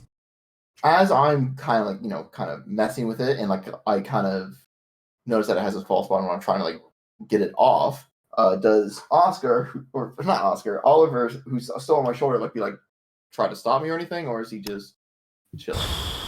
What would he do? You've asked a good question though. He would go, wait, Hmm? and he'll crawl. As your arm is outstretched, he crawls down your arm. And then he stands Alright. in the chest because the chest is big enough to house him. And he will bend down and he presses his ear up against it and he knocks in a few places and just goes, "Yep, booby trap." Classic knights. Classic knights. Don't want you touching their Stands on a stuff. booby trap. He's tiny. Lightweight man. Just a footpad. He lunges over the side of it, and he tries to lift up the chest with great effort, to put it on its side. Gareth lifts it up, okay, and he put it on its side. Half a hand like this. And he actually pulls out a small saw, and he actually is going to start just sawing through the bottom of the chest. Ooh. Don't. All right. And after about 30 seconds or so, he just like cuts out a small little square, and then he reaches his paw inside, and he goes, "All right, let's see, hold on, yeah, that's pretty good." And you hear a click sound as he pulls something abruptly, and nothing happens. And when he pulls his paw out, there's a small little it's like a copper box. It's about the size of a matchbox. And it has a little string attached to it, and there's a small little lever on the side as well. And it looks kind of like to our modern eyeballs, it kind of looks like a grenade. That's fucked up. And he'll just go, "Oh wow, that's a good one," and he puts it in his backpack. He puts it in his knapsack. Not bad, Oliver. Is it? I guess you disarmed it then, correct? Nope. No. Reduce, reuse, recycle. Oh no! Well, you disarmed the. Oh yeah, no, you're fine now. And crack that bad boy open if you want. Yeah, he cracks that bad boy open. You bust it over your knee like a fucking egg. Yeah. And what falls out is actually several short swords. That'll just like clatter to the ground. Oh my god. No, I'm kidding. But their short swords do fall out. But actually, what also falls out is coins. It just rains coins onto the ground. Silver coins. And if you take the time to count them all out, you would find 200 silver pieces. Excellent. And Oliver goes, We'll divide up once we get the totals. all right, fair. Azarine, Also, you, your own collections Yes. will be taken into account as well. Oliver kind of will sigh, but he nods in agreement. She's You just like, should've vocalized the fucking how good that thing is that you just kept, motherfucker. she's got 2 feet on the door, or like on the sides of the wardrobe, and she's just like, and then it cracks open. Existence. She rips the doors off the hinge. What happens is the wood doesn't break, the hinges break, and now she's just holding 2 cupboard doors in each hand. well, she's on the ground holding 2. Oh yeah, she's on her back, on her butt. She's holding 2 cupboard doors. Inside is a remarkably well preserved suit of chainmail, resting on a mannequin. Who can wear chainmail? All of us. I mean, More of who would need it. Who wants chainmail? Too heavy. Too loud. Brookhild? I need to Google it. Let me pull out my iPhone in the I middle. don't know my fucking Brookhild has her magic iPhone. It's +1 to my AC, but it's heavy armor, and I'm not proficient. I can't There's get different it. kinds of chainmail. This is a chainmail tunic, I believe. It's medium armor. What you're looking at is medium armor. Are you proficient in medium armor? Yes, I am Okay. wearing medium armor right now. Oh, okay. Oh yeah. Well, you're looking at a chainmail medium armor. I don't remember which one it is. How Chain much shirt. better is Chain it? shirt, Or thank if you. It is better. I'm pretty sure that's what I have right now. It's a AC 13. No, okay, that's not what I have. Well, I have better than this then. It's a very nice tunic of mail. But hey, Technically, that's better than what I have, but we can sell it. Yeah, I well, could it's sell something we it. can sell. I'm gonna take this. Give it to and Oliver. Sell it. Okay. I don't think Oliver. Oliver won't probably want to wear that. He can make Oliver just himself goes, a I can't even carry it. blanket out of it. So I'll just add one chain shirt. Okay, add one chain shirt. Yeah, as you take it off the stand, actually, I'm going to ask you to make a 1d20. It kills you instantly. Oh, that is Wait, apparently me? what I'm wearing. Yes, you're touching it. Uh, That's weird. 14. Okay. Why? As you take it off the mannequin, there is a rush of just wind around you, just like, whoosh, like there's this like a faint breeze all of a sudden that fills the room, and then it dies down. You possess us. And you're just holding a chainmail tunic, chainmail shirt. Gareth instinctively went for the sword, but like as soon as it kind of died down, he just kind of like looked around, like what was all that? It happened when I took the shirt off the mannequin. I think I killed us all. Gareth's eyes narrow, and he's like, "Dwarf, can you identify this?" Brugel's like peeking outside the other door, and she's just like, what do you want? Ugh, fine. I mean, I can cast Identify on it. It's just going to take me 10 minutes. Well, I mean, I'll Bruegel I'll just do it instantaneously. I only have Detect Magic, dude. I don't have like Oh. actual Identify. But she So does. you want to give me just 10 minutes? Sure, you can look that up while we're clearing the rest of the rooms. You Alright. check this back room here. We should catch a I'm- breath, anyways. I'm going to sit down on the floor, and I've got my little pearl out, and I'm going to cast Identify, and that'll take me 10 minutes. to do. You lay the chainmail out in front of you, and then you hold the pearl in your hand, and then the pearl just starts to glow very light purple and light blue, and then it disintegrates into gold particles. And the spell begins. Oh, okay. I was like, huh? No, that's just how Identify works. You have to consume spell components in order to do it. Okay, so where does Valerie? You enter into a large room that seems to be a little bit more sturdy, and on the far side is actually a door, a big sturdy door. I'm gonna check my surroundings before I take any more steps forward. Please make a perception check. And there's a light on, right? Someone has like I assume. Well, actually, as Valerie can only okay. I am gonna have to ask you to re-roll your perception check because you're at disadvantage. Because even though you can see in the dark, it is dim light, and you do not have the benefit of a torch right now, unless you want to go get a torch. But Azrine's not in this room, and she usually is the one who does the light thing. So you're Well, gonna have to. if I have a Umber wants to. Okay. If Umber wants to come in with Yeah. Valerie, me, and Oliver. Oh, wait, it only takes a minute. Never mind. I don't need 10 minutes. Only a minute, damn. Well, if you're gonna cast as a ritual, which I think doesn't. Can you ritually cast Identify? Yeah. So that requires 10 Do- minutes. All rituals are 10 Okay. minutes. All right, so 10 minutes. Okay. That way it doesn't cost a spell slot. It just costs them. Am I waiting on Umber here, or am I just? Sure. Umber, do you walk in? I know you didn't. I don't know. You didn't move your icon, but you don't necessarily have to. But it might be. Actually, yeah, move your icon torch. just in case there's something going on. Valerie, so you just like you light up your torch really quickly, and it fills the room with a nice warm hue. Do I still re-roll? No, we're gonna take the 18 now. Okay. Yeah. Yeah. In the far corner of the room, you immediately see like small like rats that immediately just like skitter away into the small holes that are at the far side of this wall, just because the light from the fire immediately scared them off. You see on the wall an elaborate mural. Well, a once great elaborate mural. And there's a knight who is just kind of like, it looks like they're holding out their hand to the audience, to the viewer, and it says underneath in Imperial something. Can you read Imperial? Hey, I Nope. can. Only I'm right English. behind Valerie. Okay. Well, in that Literally, case, both of us can read it. And that way- Just like, Gareth, you read this. What does the knight look like? They are wearing like a suit of chainmail, and they have like a conical helmet on, and they have a shield that's kind of like hanging off their shoulder, and it has a very nice emblem on it of Can a. you describe the big mural to shield. me again? It is a knight holding out their hand, and they have a sword on their hip. But it's a very old style of sword, like it's a medieval Dark Ages sword, like just out of the Migration period, end of the Roman Empire kind of deal.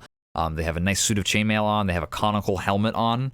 And underneath their arm, they have the shield on their shoulder. It's like just strapped that way. And Right. underneath their left arm, they have a helmet. It's like a great helm. it's like a Crusader's great helmet, like Solaire. And they have their helmet off, and it's just their features are worn away by time. It's not it never looked like it was that elaborate to begin with. And they're holding out their hand, and underneath is an inscription in Imperial. And is there like any like boxes underneath the? One more thing, they have horns. Because they are Imperials. They're Imperials, right? You go, and Umber just goes, what? It's like, Garrett also turns like, what the fuck? Oh god, horns! Umber touching her horns. Aww. It looks creepy in the painting. Gareth experiences that microaggression just by proxy. Umber frowns. But that's what you read.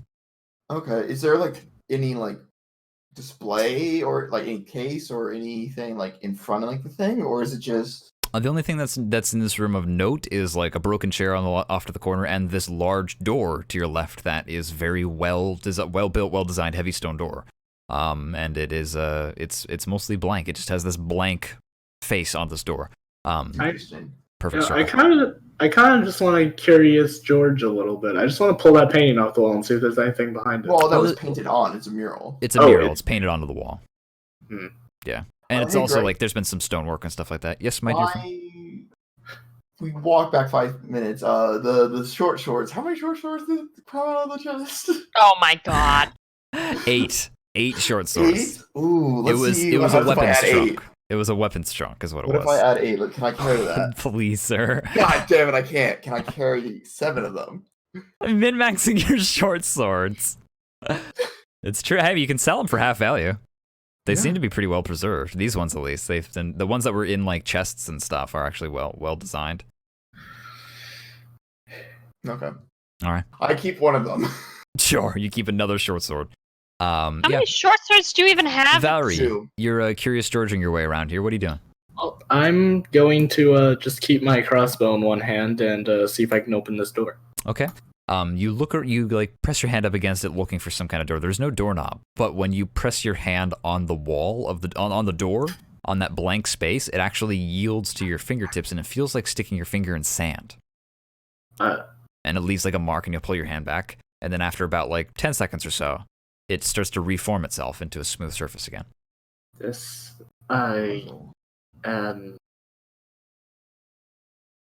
Should I hit it? I wouldn't. Garrett replies, and he, instead of touching the door, he is actually looking at the painting. The arm outstretched, right? Like, is it looks like he's offering like a hand, or is he doing like what exactly? Kind of like if you were down below, he's giving you like a hand to pull you up.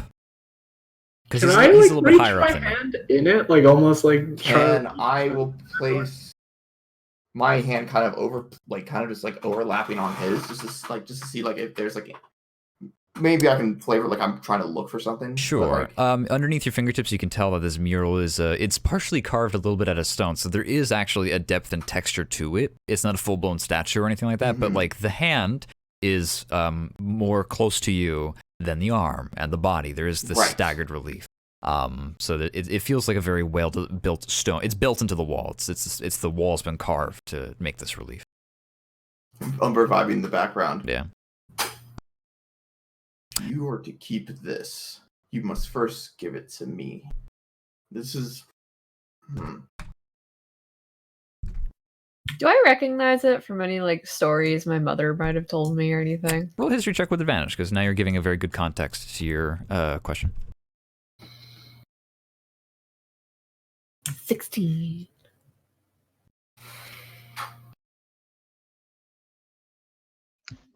With 16, you've heard myth and rumor of the Delian Knights. They were an order of chivalry a long time ago, and it's probably a little bit of a letdown to see them just be actually kind of just normal knights and normal people. But do you have a specific question or some kind of thing? They're all about like honor and like what was like the like I know that they're about like chivalry and stuff like that, but I'm like leaders, like the more historical people of like the man, the myth, the legend, Maximilian V, whom the rest of the party would remember because there's before there was an aqueduct that you guys took refuge under your first night, and that aqueduct was built by Maximilian V. And does this look like what? The Delians. Does this look like it depicts Maximilian V? With 16 history? Somebody's interpretation of Maximilian, yeah. The horns are the giveaway. He has very characteristic. He has spiraling horns, kind of like you, but they're very like long, like away from his head. They go out very far, it. And Mine it is are very more like characteristic. giant ram horns. His are more like spirals. Yeah, his are more like spirals. Like there's like a type of bison in Asia that has this kind of like his horns. Yeah. Well, I say this out loud to Gareth as if like retelling a tale. Mm-hmm. Do you know, like, does that saying make anything to you? If you are to keep this, you must first give it to me. Just to give context, Gareth he's reading the inscription. Which no, I know. Like, does that mean anything? With the 16. Sounds like it must be some kind of like test. Gareth, like, I mean, like he was already kind of like checking out the relief. Why not go with instinct? He grips the hand. Okay. Nothing seems to happen. You do your best to kind of like grab it to the best of your ability, but nothing seems to transpire. Azarine, you finish your spell. I think about 10 minutes have finished it. Yes.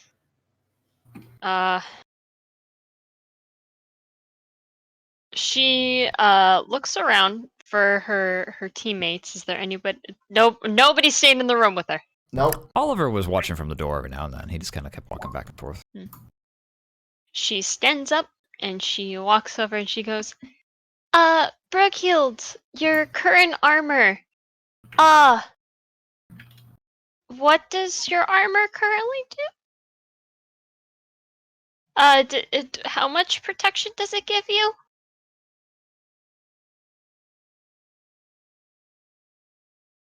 Brookehild. Unmute. Is that a meta question? Whoopsie, I was muted. That's all right. Thanks, Salty. Yep. No, she's like, like, what does it do? And she's like, well, it protects. you from Like- physical like- harm. Like how? Like what's your AC? If you were to quantify it into a number If you between were 1 to and 20. quantify your protection into a number, what would it be? I am wearing a chain shirt. Rule Oh. give you the number. This is The same better. thing. This is better. You need to take this then. But It But- requires attunement, but while you're wearing this, you're immune to critical hits. So take it. that was very in character. Everybody knows what a critical hit is. Everyone in knows what a Doors. critical hit. It's true. It's a very they Yeah, teach everybody it to you in fucking Inquisitor school. Elementary school. They I fucking say learned watch that from out. Bart. Umber pops in. Who We is talking this? about critical hits? That's the powerhouse of the cell.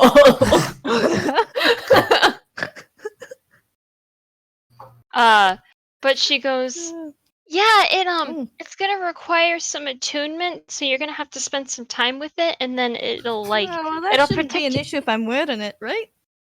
You just have to use a short rest. You need to like Yeah, it's rest just- with it. Yeah, you have I to know, rest it's just with a it. joke of like, oh no, I Yeah. have to spend time with this item that I'm You wearing. have to love it. You have to know it. Yeah. But yeah, your character's attunement is that's not just a game thing. Like that's something in the real world they will say like you have to attune to it because like there's this idea of you have to get your aether flow to like attune with the flow of the aether from this magical object. So that's a very real thing. But she's like, this is definitely something that you need, and she holds out the adamantine armor to you. Oh, hot. Is there like, does it do out of character? Does it like have any side effects, or like what is like just like what is the magic properties of it? If you get hit by a critical hit, it's just treated like a normal Oh hit. right, I'm Yeah. so fucking dense, dude. It's all right. Don't worry. We're getting towards the end of this. We're gonna end at 12. So it's all right if everyone's minds are winding Adamantine down. armor. I assume it's basically a chain shirt. It is a But- chain functionally identical to a chain shirt in all respects. Besides, you are no longer hit by critical hits. Nice. It's just a normal hit. It's like, oh, I got hit by a 19. It's like functionally identical. There are some things that like will ignore that, but that's like other like adamantine weapons. Like that's not a logical thing for anybody to like fear. So you're functionally immune to critical hits. Hot. Okay. All right. Or you could sell it for a small fortune because adamantine is a stupid rare material. I'll see actually. Mithril is humans' attempt to create adamantine. Adamantine is the naturally occurring Interesting. version. So if you have mithril armor, that's why mithril you can buy in the store. It's just like really expensive. But adamantine is like this. We don't, you know, it would probably fetch like, I don't know, man, a lot of money, a lot more than just half of whatever the value of a normal chain shirt is.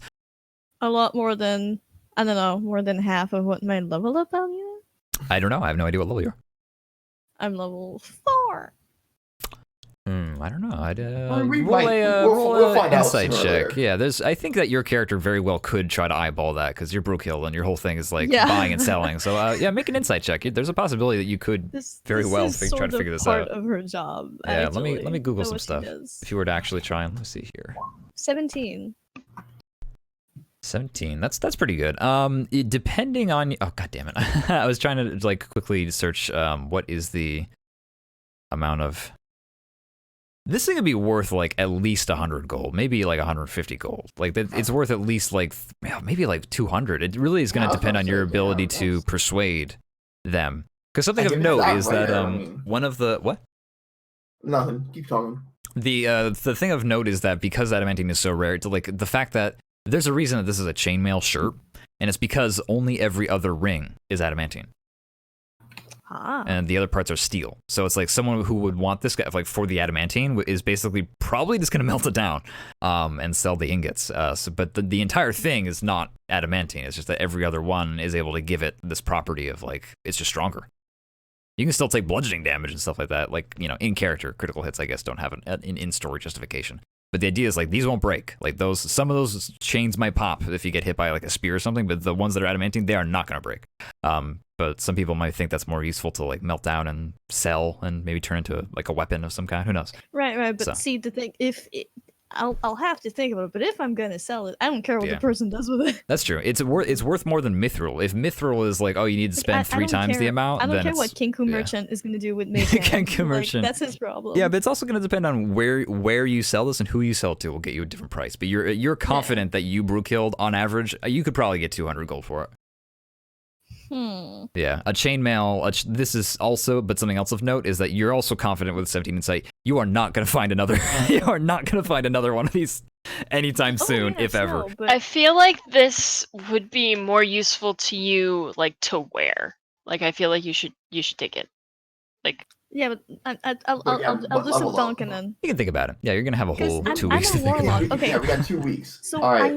I am going the battle lock route, and I'm starting to collect weapons. Speaking of Gareth, can I have a short sword? I currently have a dagger, a hand axe, and a battle axe. There are 7 short swords still in that room with Azarin. That's true. Can I have a short sword? Yeah, pick up a short sword, add it to your inventory. Just click and drag it out of the compendium so it has the right weight.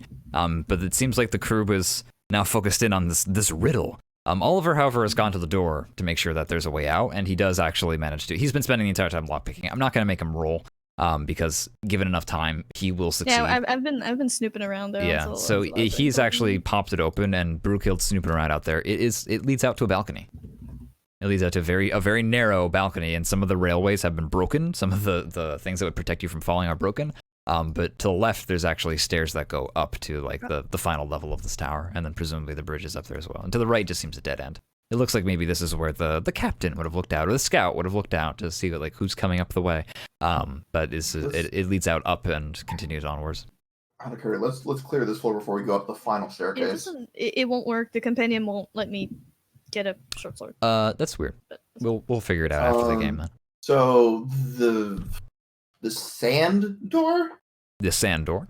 Like, so... In the center of the stone door is what appears to be a vertical sand that's been perfectly leveled by, like, a leveler. By a ruler or something, like, dragged over its surface. And every time you try to, like, press something into it, like, you can press your hand into it and it leaves, like, a handprint, and then after, like, 10 seconds, it just, like, wipes itself clean. You can draw, like, smiley faces in it. How big is it? It's like a foot. It's like a foot by foot. It's a perfect circle. So its radius is, Cut through 6 it? inches. Light it on fire. It's just a circle? It's just a circle of sand in the wall. In Light the it on door. fire. Why light it on fire? It's a stone door with sand. That's like 2 things. Even those things, you even use one of those things to put out fire. Sand melts to make glass. Well, So if you I melt don't it, it'll have that. liquefy. I don't have that much. Make a wall of glass so we definitely cannot. No, it doesn't liquefy. It's a sand. You light it on fire, it melts. And then it turns into a liquid. Valerie, I'm gonna how- go check out whatever the fuck is going on. What? How deep did you put your hand inside? Did you reach to the back end? I just pushed on it like I was pushing a door, and it left my handprint there for The few sand will sink about like if you were to stick your finger into it and try to like see how deep you can press your hand in, it goes about an inch deep before you hit like rock, before you hit like a bedrock on the other side. Okay. So it's only like an inch deep pile of sand. It's just vertical. What It if looks clearly we magical, grab is what it sand looks from like. Yeah, there it's clearly and put magical. it in the guy's hand? Yeah, Brooklyn's gonna head over with her new I chain shirt. don't necessarily want to dig through it in case something bad happens. Ah, I Could mean, it nothing really go ventured, any nothing worse? gained. You go right ahead then. Valerie, why don't you roll a perception check? You've been fucking around with the sand this entire time, so I think that you actually have more than ample I'm opportunity playing to with discover it. It's some like stuff. moon sand. It's Yeah. entertaining. It's kind of like, it's kind of like moon sand. It's kind of like that. Valerie Stimborg. With a 15, okay. In very worn lettering, there's actually a little inscription underneath the sand. And it's been worn away by time, like over and over again, like water damage or something. But there's a small imperial, once again, imperial. I guess I'm just section. gonna continuously forcefully rub my hand over what I'm seeing so I can try to read it. Well, you can't read Imperial, can you? Well, I guess I'll do it. Keep rubbing. Well, Keep doing it. are you gonna let us know that you found some more Imperial text? Yes. Brooke Yeah, with what's Gareth up? and How small is the text? it's very small. It's about like I'd say 11-point font for. Bastard. And the time just fiddles again. Forgive my hand glazing over this over. Kind of squats a bit and squints as he tries to read it. Gareth puts on his fucking glasses and squats down to read it. It says a slate for your answer. I want to push his Wait face for your away. answer. It says a slate for your answer. Did you read it? My hand is getting tired. Yes, you could stop touching a slate for your answer. And then Gareth looks back at the painting. Then he looks back at this.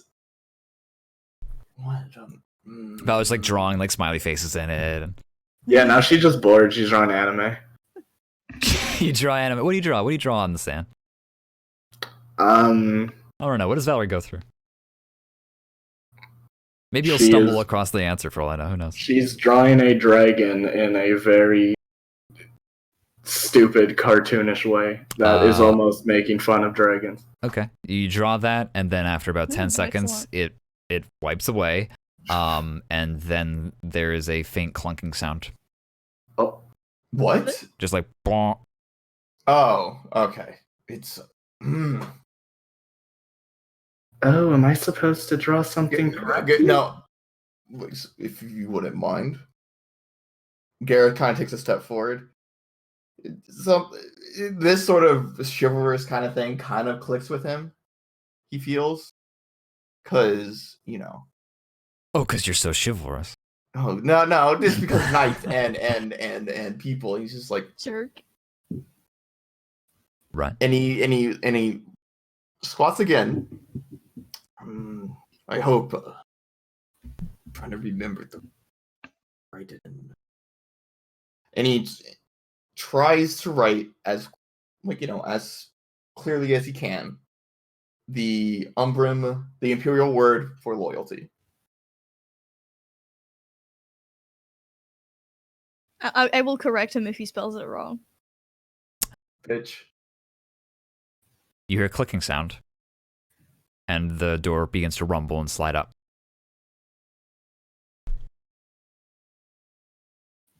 The door, Gareth just fucking smirks. He's like, yeah. the door opens, and inside, along the left and along the right, are what appears to be like treasure coffers and more mannequins, and they are, well, time has stolen a lot from these things. You see actually on the far side of the room, there's a pedestal. And on that pedestal is 3 helmets that have, they've definitely seen way better days. But you actually notice that they have slots on the side for an For imperial horns. to put over their head. Yeah. I'm putting one on. Okay. It fits Wait, over your head, and you're Stop able touching to. random things. Oh my god. I put my horns in it. And it fits your horns. I'm coming over. Woo! New hat. It's a helmet. It's like a barbute. It is a helmet that fits over and lets a little visor for you to see out of. It's once again very old style of design for a lot of these things. I would like to detect magic, the stuff in this room. Sure. There's a lot of magic in this room, is what you determine. But first of all, most of the stuff is coming from the treasure coffers. There's four coffers at the foot of 4 mannequins. I'm gonna try to squeeze But in. before you try to open it, Oliver, do you mind checking Not a boss. the traps? He pops in. He looks around. He has to start doing some investigation checks. While you guys. And while he does that, I'm just gonna look at to see like if anything, like any weapons or anything that like specifically catches Gareth's eye. You know, like something that like Yeah, are there like calls out any? to him. Is the magic like all in the chests and stuff, or like You are there get magical items? you get this overbearing sense of like this whole room is magical, like There's, unto too itself. much stuff. But Because you know, I mean, like it's a special room. this is a vault, is what this is what you kind of deduce. But hidden away pretty well, to be honest with you. Mhm. If the Delians do say so themselves. But Also, you are... what would raiders know about loyalty? Oh, what would they know? Oh, yeah, but you look around. We are raiders, Gareth. The chests give off a faint magical sensation, and it seems to be of various, like, one chest has like evocation, the other one's conjuration, and the other one is I think conjuration again, and the other one is illusory. But you actually there are swords stuck in the ground, like in front of the mannequins, like the gauntlets of these armored figures, like these armatures. Their hands are like resting on the cross guards. Why doesn't everybody who wants to explore the room make a investigation check for me? Yeah, sure. Gareth Snip, definitely snip, kind of snip. steps in with 19. Fuck. Come on, man! I did the puzzle. You gotta give me a bone. Listen, you'll see what there is to see, but there might be some secrets, and the secrets are for the people who have. I drew a I want to funny dragon. investigate. I want to join the investigation party. Azreen jumps in as well. Yeah, 5 by 19. 19. Okay. Yeah, you guys can walk over to the treasure coffers, and these are not locked because They're already in the. they were They were already in the locked. vault, so they weren't really. And like, there's no traps. Did Oliver, he gives you a thumbs up. He just goes, I don't see anything unless there's some kind of magic going on here, like in the room. But there's no like physical issue that I can see. He takes a step back though. Gareth opens the middle one? All right, you open the middle one. Inside is what appears to be an old, rusted out barbute as well that actually has like antler horns. And it is noticeably different from the rest of the helmets as well in terms of style. Like it was built by different factories. However, it's just all rusted through. It's not useful to you. However, what you do find is 50 gold pieces in a small pouch, as well as a very ornate dagger. Ooh, dagger, huh? Yeah, it's a very ornate dagger. It has it has loyalty emblazoned on the blade. Boring. Spicy. It might be magical too. I mean, Gareth is holding it. Is that glow coming from the dagger? Would Brookhill tell you? Sorry? Would Brookhill tell Gareth if it was a magical dagger? I feel like we've had this exact conversation. I feel before. like we have. Let me PM you whether or not it's magical. No, Gareth, it is not. And you said magical. 20 gold or 10 gold? I believe I said 50 gold. Oh, wow. Yeah. Okay. 3, take it or leave it. You put it to hard bargain. Can I? Brooklyn's going to extend a hand and just motion like, you know, give me the dagger. Gareth squints. He's like, "You can, fine," and he puts it handle first in your palm. He stabs it into your Punches it through your palm. Here, does this feel magical, bitch? Stab. Yes, What quite. about the other 2 boxes? Who's opening those? Yeah, you got there's 4 boxes in total. So who I'd like wants to take the second box? investigate this box. Okay, what was your investigation score? 12. 12. Okay, with a 12, you look around and it's a very well designed box. Most assuredly, it is fancy to a dangerous degree, but it is not I'll take otherworldly. it. The whole box. Do you pop it open? Not quite. I'm gonna ask Oliver what he thinks about this box. He said all of them were all good unless if they were magical traps. Yeah, Oliver said that it sounds fine. It's safe to open unless it's some kind of magical warding, but he doesn't know about those sorts of things. So Yeah, pop it open. okay, If you wanna pop it up. Okay. If you wanna Die. Room, then we're gonna open them. Like Inside is a small buckler shield Oh, that has withstood the tests of time quite well, actually, uncomfortably well. It has runes around its outer edge, very small but very detailed. Yeah, I don't think we need a check to know that this one's magical. I'm So let's see gonna here. We have a dagger. pick that up. Okay, a buckler is a kind of small shield. It usually is it gives you a +1 AC while you're using it. So if you switch to like your sword and the buckler it's a lightweight Yeah. shield. I It's not can I as have like a little Identify that. dagger. you do have to be proficient in shields to use it. I'm pretty sure rangers are, but I just wanted to I think we are. You just can't use it with your longbow. check. Okay. we can do like a mass identify once. Yeah, once we Yeah. get back to the camp. My turn. I'm How I'm many of the going. boxes are there? I'm just gonna put I'm that on open. my back. Open. Like, Sure. alright. As when you are gonna you open up another box and actually just to be clear with you guys, these boxes are not intended for any specific people or anything, so the randomness is pure chance. Inside what you see is it's a long trunk, and you pop it open and there is a big sword. It is a big fucking sword. Is what's inside. Garrett said turns like a Azreen, deer. she takes a second. She takes a deep breath. Grabs it by the handles. You notice that the end does not have a point. It is a flattened point on the end. Oh, an It's an Buster execution sword! a fucking executioner's blade. That's fucked you up. do you need help, Ezra? It looks like an executioner's sword, yeah. She's hardcore struggling. She can't lift this thing. It weighs Gareth at least looks over. twice as much as the usual greatsword And then would. she looks over at Gareth. Gareth, He's like, what did you fucking? help. Well, I believe Gareth that. kind of like walks over and he kind of looks down. Do you read Imperial, Gareth? Of course you do. Yeah. On the- you've on the asked me side- this question 3 On the times. side of this blade, it says, "Do not lift me without courage. Do not use me without mercy." Boring. I can't read Imperial. Gareth's eating this shit up like fucking I just cereal. can't It feels lift just it. like you. You fuck off. Is the Fine, I'm dagger keeping your magical dagger. or not? It's mine, is what it is. You gave it to me. Oh, Oh. Better fuck. Okay, Gareth's like kind of like bends I down have- like carefully and kind of slowly like raises it, like he just like keeping the point down or the non-point down, right? I mean, I have no use for it anyways, unless like, I could if I really wanted to. And she like does like the whole Maybe if you muscle. worked out for the next 40 years, you could use this. I mean, I do have 40 years. Oh, one more thing. Inside the Better get buckler started. chest was, before I forget, and this is actually important, there was another 50 gold pieces, and there's another 50 gold pieces in presumably each of these 4 chests. Cool. Do we Okay, want to 50 just put gold. all of the gold into a mass Well, I pot? really have been writing down every single like amount, like money amount we get, so then we can split And then that we'll out. do the math. Definitely pick one Um, of you guys to be the treasurer, because I don't want to I'm double. doing Yeah. that right now. Thank you. I Right. appreciate it. What about inside the chest with this big sword? Was there There- any gold? It was Yeah, 50 there's gold. more. Already There's wrote 50 more gold. Was Also, the like, fourth pillows. chest was Fourth the fourth chest open? Pillows? Not yet. Well, yeah, pillows. Like this, Yeah, like the to- blade to is resting on it. Give the cushion Oh. to the blade. Yeah. I will open that fourth chest, I guess. Okay.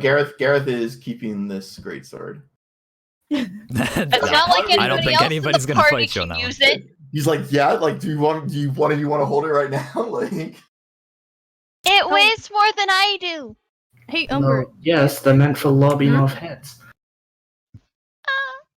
Umber just kind of looks up. Do you use daggers? I do. you motherfucker. It says loyalty.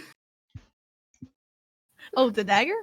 Yeah, the dagger literally says Oh. loyalty on it, on the blade. Oh shit, can't give that to Umber. Hey! Hey, you might want to tell us what the dagger does. Well, you have to It identify stabs it. people. Yeah, Brutal but can tell whether or not it's like As magic. a good dagger would. I'll do a mass identify Okay. later. Yeah. And then Valerie, are you gonna open the last box? Yeah, I'm Valerie, looking through you the kick book. open the final box and 16 investigation. 16 investigation. Awesome. What's inside this box is a small. Once again, there's some pillows inside, and there are two what appears to be brooches or amulets side by side resting on a pillow. And besides them is this very ornate looking main gauche dagger, a parrying dagger. Whereas the other one that you gave to Brookild was more like a stabby dagger.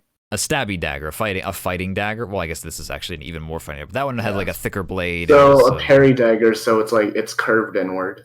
Yeah, it has long sloping quillions, and it even has like a knuckle guard, and it's a dull brassy kind of like rose gold kind of color, except for the blade, of course, which is a very strong silver. I pick it up. There's signs of tarnishing on all of these things, by the way. Time has spared these because they seem to be peculiar. Maybe they're made of some kind of material that's unique, or maybe they were just very well preserved in the sealed room and the sealed boxes, but there has been some level of like tarnishing around the metal coils that made up the grip and along the inside of the guard on where the leather meets the greatsword's like hilt. There's been like moisture buildup and some of the leather's kind of starting to get a little. You might need to replace the leather. But other than that, everything seems to be going fine. So yeah, you find two amulets, two charm-looking things, and then a parrying dagger. I will pocket the charms and mess around with the parrying dagger a bit, get a feel for the weight, and then just put it on my hip. I do want to bring something to the party's attention. In order for me to cast Identify, I need pearls that cost 100 gold each. So you can't cast it right now. I only have 2. And I definitely don't have enough money to spend on more pearls. Hey. Don't we have a way to do it like a slower way that's free or no? Yeah, rituals cost like a long rest or something. I'm just gonna attune to it. Oh yeah, you can just try to attune to it and see what happens. Like you can just try that. That's true. God help you if the item is cursed. Fair enough. So yeah, you could do that. But yeah, I'm looking up. Also, attuning it would be like, okay, you're tuned, and then you'd be like, okay, cool, what can I do? And I'll be like, you don't know. Like you're gonna find out by using it. Like when you attack something, maybe it's +1. Who knows? But you're not gonna find out until you stumble into whatever the ability is that it might come with if it's magical. All the items we have collected: the great sword, the normal dagger, the parrying dagger, and the 2 brooches. Did Brookild and a buckler. And a buckler. Did Brookild see magic glow from all of them, or just some of them? Now that everything's out, because at first I could only see the boxes. Right. Valerie, parrying daggers they are unique in between case, which I'll have to get back to you on. We're running low on time tonight, so we'll deal with this over the next 2 weeks. The treasures, if we identify something. But they all give off some kind of faint magic glow to one effect or another. I just request that if somebody has a particular item that they want me to identify, they need to assist in funding. Yeah, okay. And also it'd be cool if over the next 2 weeks. And we can do the identify later. Plus, we still need to get to the top. I might find pearls in here too, so. Well, you can make an investigation check and see what final things there are to see. But for the most part, it's just where are you investigating? Where do you want to? I want to investigate, like, because this is a treasure room. I want to see if there's like maybe a pearl necklace or like somewhere I can get pearls. Make an investigation check. Investigation. 8. As you look around the room, it seems like you and your friends have kind of poured over the very obvious stuff. Those are like these 4 coffers. There's a large bowl that was like some kind of offering bowl. It has water in it, so it's probably just filled over time. Maybe some kind of offering thing. The only thing that you can really notice at this point is like there's still some armor and helmets around and stuff like that, but they're worn through. They didn't like if they were adamantine, then they wouldn't have tarnished. They wouldn't have rusted. So it looks like at one point these are brilliant suits of armor, and they could still be worn as such, and they would still function. It's just they're just normal armor, and a little bit on the bad side too. Other than that, you see the helmet in the center that Umber kind of picked up and grabbed and is wearing now currently. I guess actually, never mind. Yeah. This is just part of the outfit now. But with an 8 investigation, she'd probably be able to. You kind of like look back at the statue in the other room, and you're like, is that the same helmet? Is that Maximilian's helmet? I would have thought that one with antlers were his one. Oh, in the box there was one as well. if it didn't make that helmet didn't make room for horns. It had horns like affixed to it. Maximilian's an Imperial. So he would have needed the holes made. So whoever made that helmet is not Imperial, or whoever wore that helmet couldn't have been Imperial, or they sawed their horns off or something. But that'd be fucked up. Oh, that would be super. Gareth is keeping that helmet though. Okay, there's really not much of it left, and I'm actually even going to ask you to make a sleight of hand check, just because, and you don't have to, but like, yeah, as you look at it, it's like, kind of like when there's a shipwreck, and like there's all kinds of treasure at the bottom of the ocean, like, trying to pull it up, like, it might just disintegrate. Did it disintegrate? With an 8, you're pretty confident that if you wanted to take it with you, you could. It would just be like in pieces, like, it might break apart. It won't be a functioning helmet. But maybe you can be like, okay, I'll just accept that it's probably gonna break in half, and maybe I can take it to a curator somewhere, and they can put it on display. So sure, you can add the helmet. Add a how much would a helmet weigh? I think that'd be a good 4-pounder for this sort of thing, with the antlers affixed as well. We're gonna get to the sword, man. That thing weighs off camera. It's huge. Yeah, it's also off camera because I want to make sure everyone kind of does what they need to do here. But I'll get you the stats on it. At the very least, you can tell how much it weighs just by holding it in your hands. And also, I guess I'm gonna ask you guys. Oliver was like, "Hey, we could just go. Like the door's open," and then you guys like clicked and solved the riddle, and he's like, "Oh, okay." But yeah, he's gonna be expecting his 10%. Yeah. That's why I'm like. But he kind of gives you the thumbs up, and he'll look around as well, and he kind of like he takes out a sketchbook and he tries to like rapidly take down some sketches of what he sees. But you guys have taken with you the stuff that seems to be of actual value. Besides, like unless you wanted to add a trunk to your inventory, there's not really much else here. Or if you wanted to add another another chain shirt or like a scale mail. But it's just basic. There's no heavy armor here, unfortunately. Nothing worth the carry to sell. Well, so there's some like basic splint mail, but it's seen better days. It'd probably get you like a third or of what splint mail usually goes for. In this game, if you sell back something, it's half the. Oh yeah, you could get maybe like 30 gold. If you guys want to carry this splint. You just have to carry it out of here. Who can carry it? You have to literally carry this treasure out of here. Is the only issue. That is an issue. I mean, there's 3 of us that are pretty okay. I mean, if you want to carry it, Brewgold, I am getting close to max, unfortunately. And I feel like with that sword and with... The sword weighs at least twice as much as a normal greatsword does. Oof. Yeah, I will hit max. Yeah, just to warn you. It weighs more than that, but just to give you an eyeball like measurement. Yeah, that's going to hit max for me. I don't think anybody can carry this out. Can I get an estimate of value? An estimate of value. Yeah, roll an insight check. We'll see what you can grab. It's really just going to come down to insight or investigation.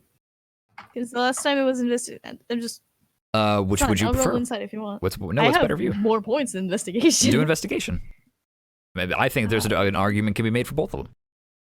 What's regular split mail? It's like, what? Okay, Gareth, you bought some split mail at some point, right? It was about 300. It was about 300. Okay, so you're like, I could probably get like somewhere between 70 and 100. Like if I sucker somebody, I could probably get 100, but ultimately it's probably going to be more like 70, 75. No, 70 gold's a nice. It's something. Hey, but is 75 gold worth the mental gymnastics of figuring out how to haul this thing out of here? Because it's still split mail and weighs. How much does it weigh? So maybe it doesn't weigh that much. How much does it weigh? Splint armor depends. Well, if it's deteriorated, it's not going to weigh as much. No, it's a fully functioning suit of splint armor. It's just not good splint armor. It's just like, it's probably gonna break if somebody hits it. Like it's rusted, but it still weighs the same amount. Thinner, that means like it's thinner metals then, or it's actually rust is a lot lighter than. Is rust a lot lighter? Well, let me see how much a regular suit of regular suit of split metal is 60 pounds. 60 pounds. Can I carry that? I'll just see. Can I carry 60 more pounds?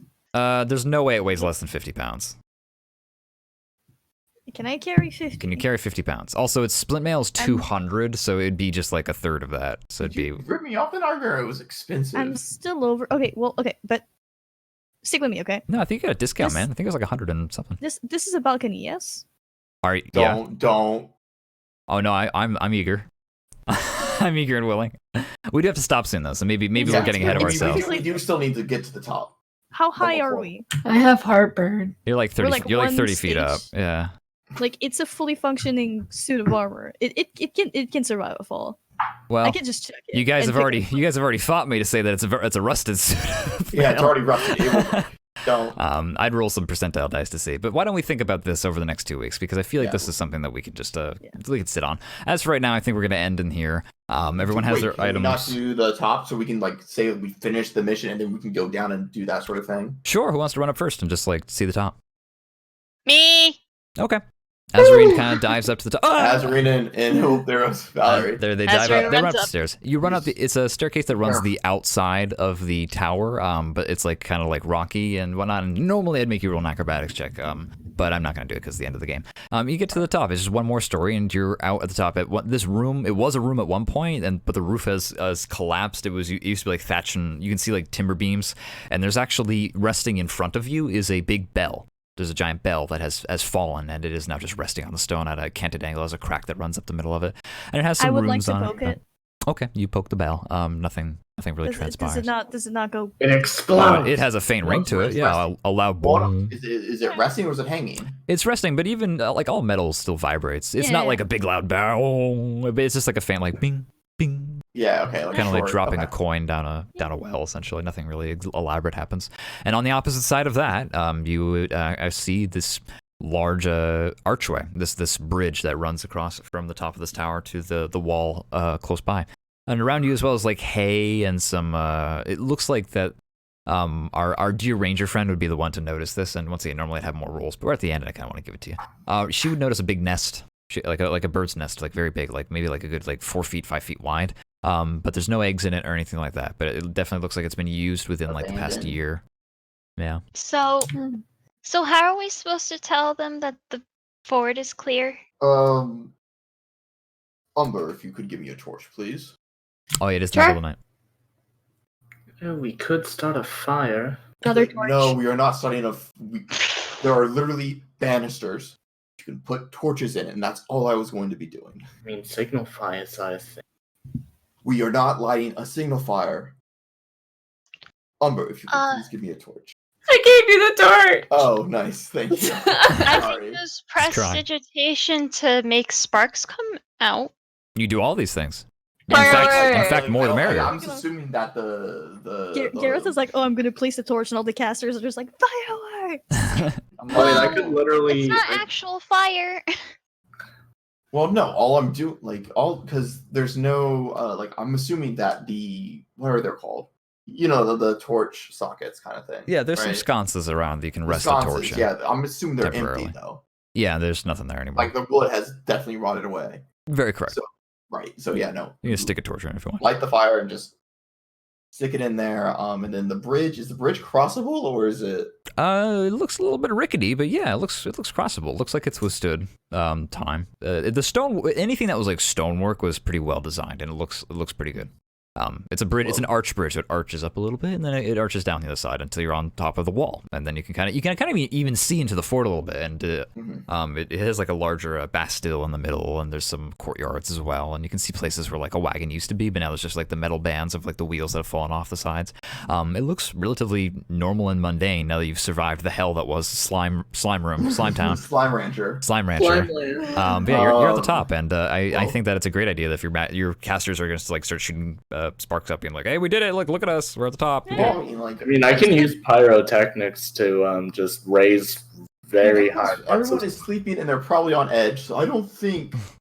It's just sparkly. It's more like almost like a flare, is what she's Yeah. shooting up. I think that's fine because there's people in this army that would be familiar with the concept of prestidigitation and stuff like that. And So they There's probably no see it and way do it. that On the people in the walls. army don't know what a fucking signal. Right. Yeah. Yeah. Well, So I'm, it's not, I'm like- not saying because I mean, like we're kind of on edge waiting for the enemy to come. I didn't want them to think. Valerie, you do pyrotechnics, but Gareth is sniped by an arrow. I don't think Goodbye. anyone would be like, "Ooh, there's pink sparks in the sky. Clearly, the enemy is here." Like, There's a dragon over there. I Oh know. god! For my own ability to go and grab some food, Azreen and Valerie they do some fire and some techniques, and they go and light up the sky. And down below, you'd actually see the commander from before slowly making her way out on horseback. After you spend a few minutes, kind of like waving the torches around and stuff like that. Eventually, the woman. The knightess arrives, and she kind of like will look up at you from like way down below, because at this point you're like 60 feet up. And she will kind of like look at you and be like, she gives you like a thumbs up from down below as her kind of horse kind of like tries to trot back and forth. And she will wave over more soldiers that are definitely less seasoned than yourselves. They were more like recruits, just like yourselves, like that were pulled off the streets. And she is going to bring them inside. Before we end tonight, well, there's some stuff I can do off screen. I'm going to handle the treasure off screen. We're going to end the stream for right now, and everyone can say goodbye. Bye-bye. Bye-bye. Bye.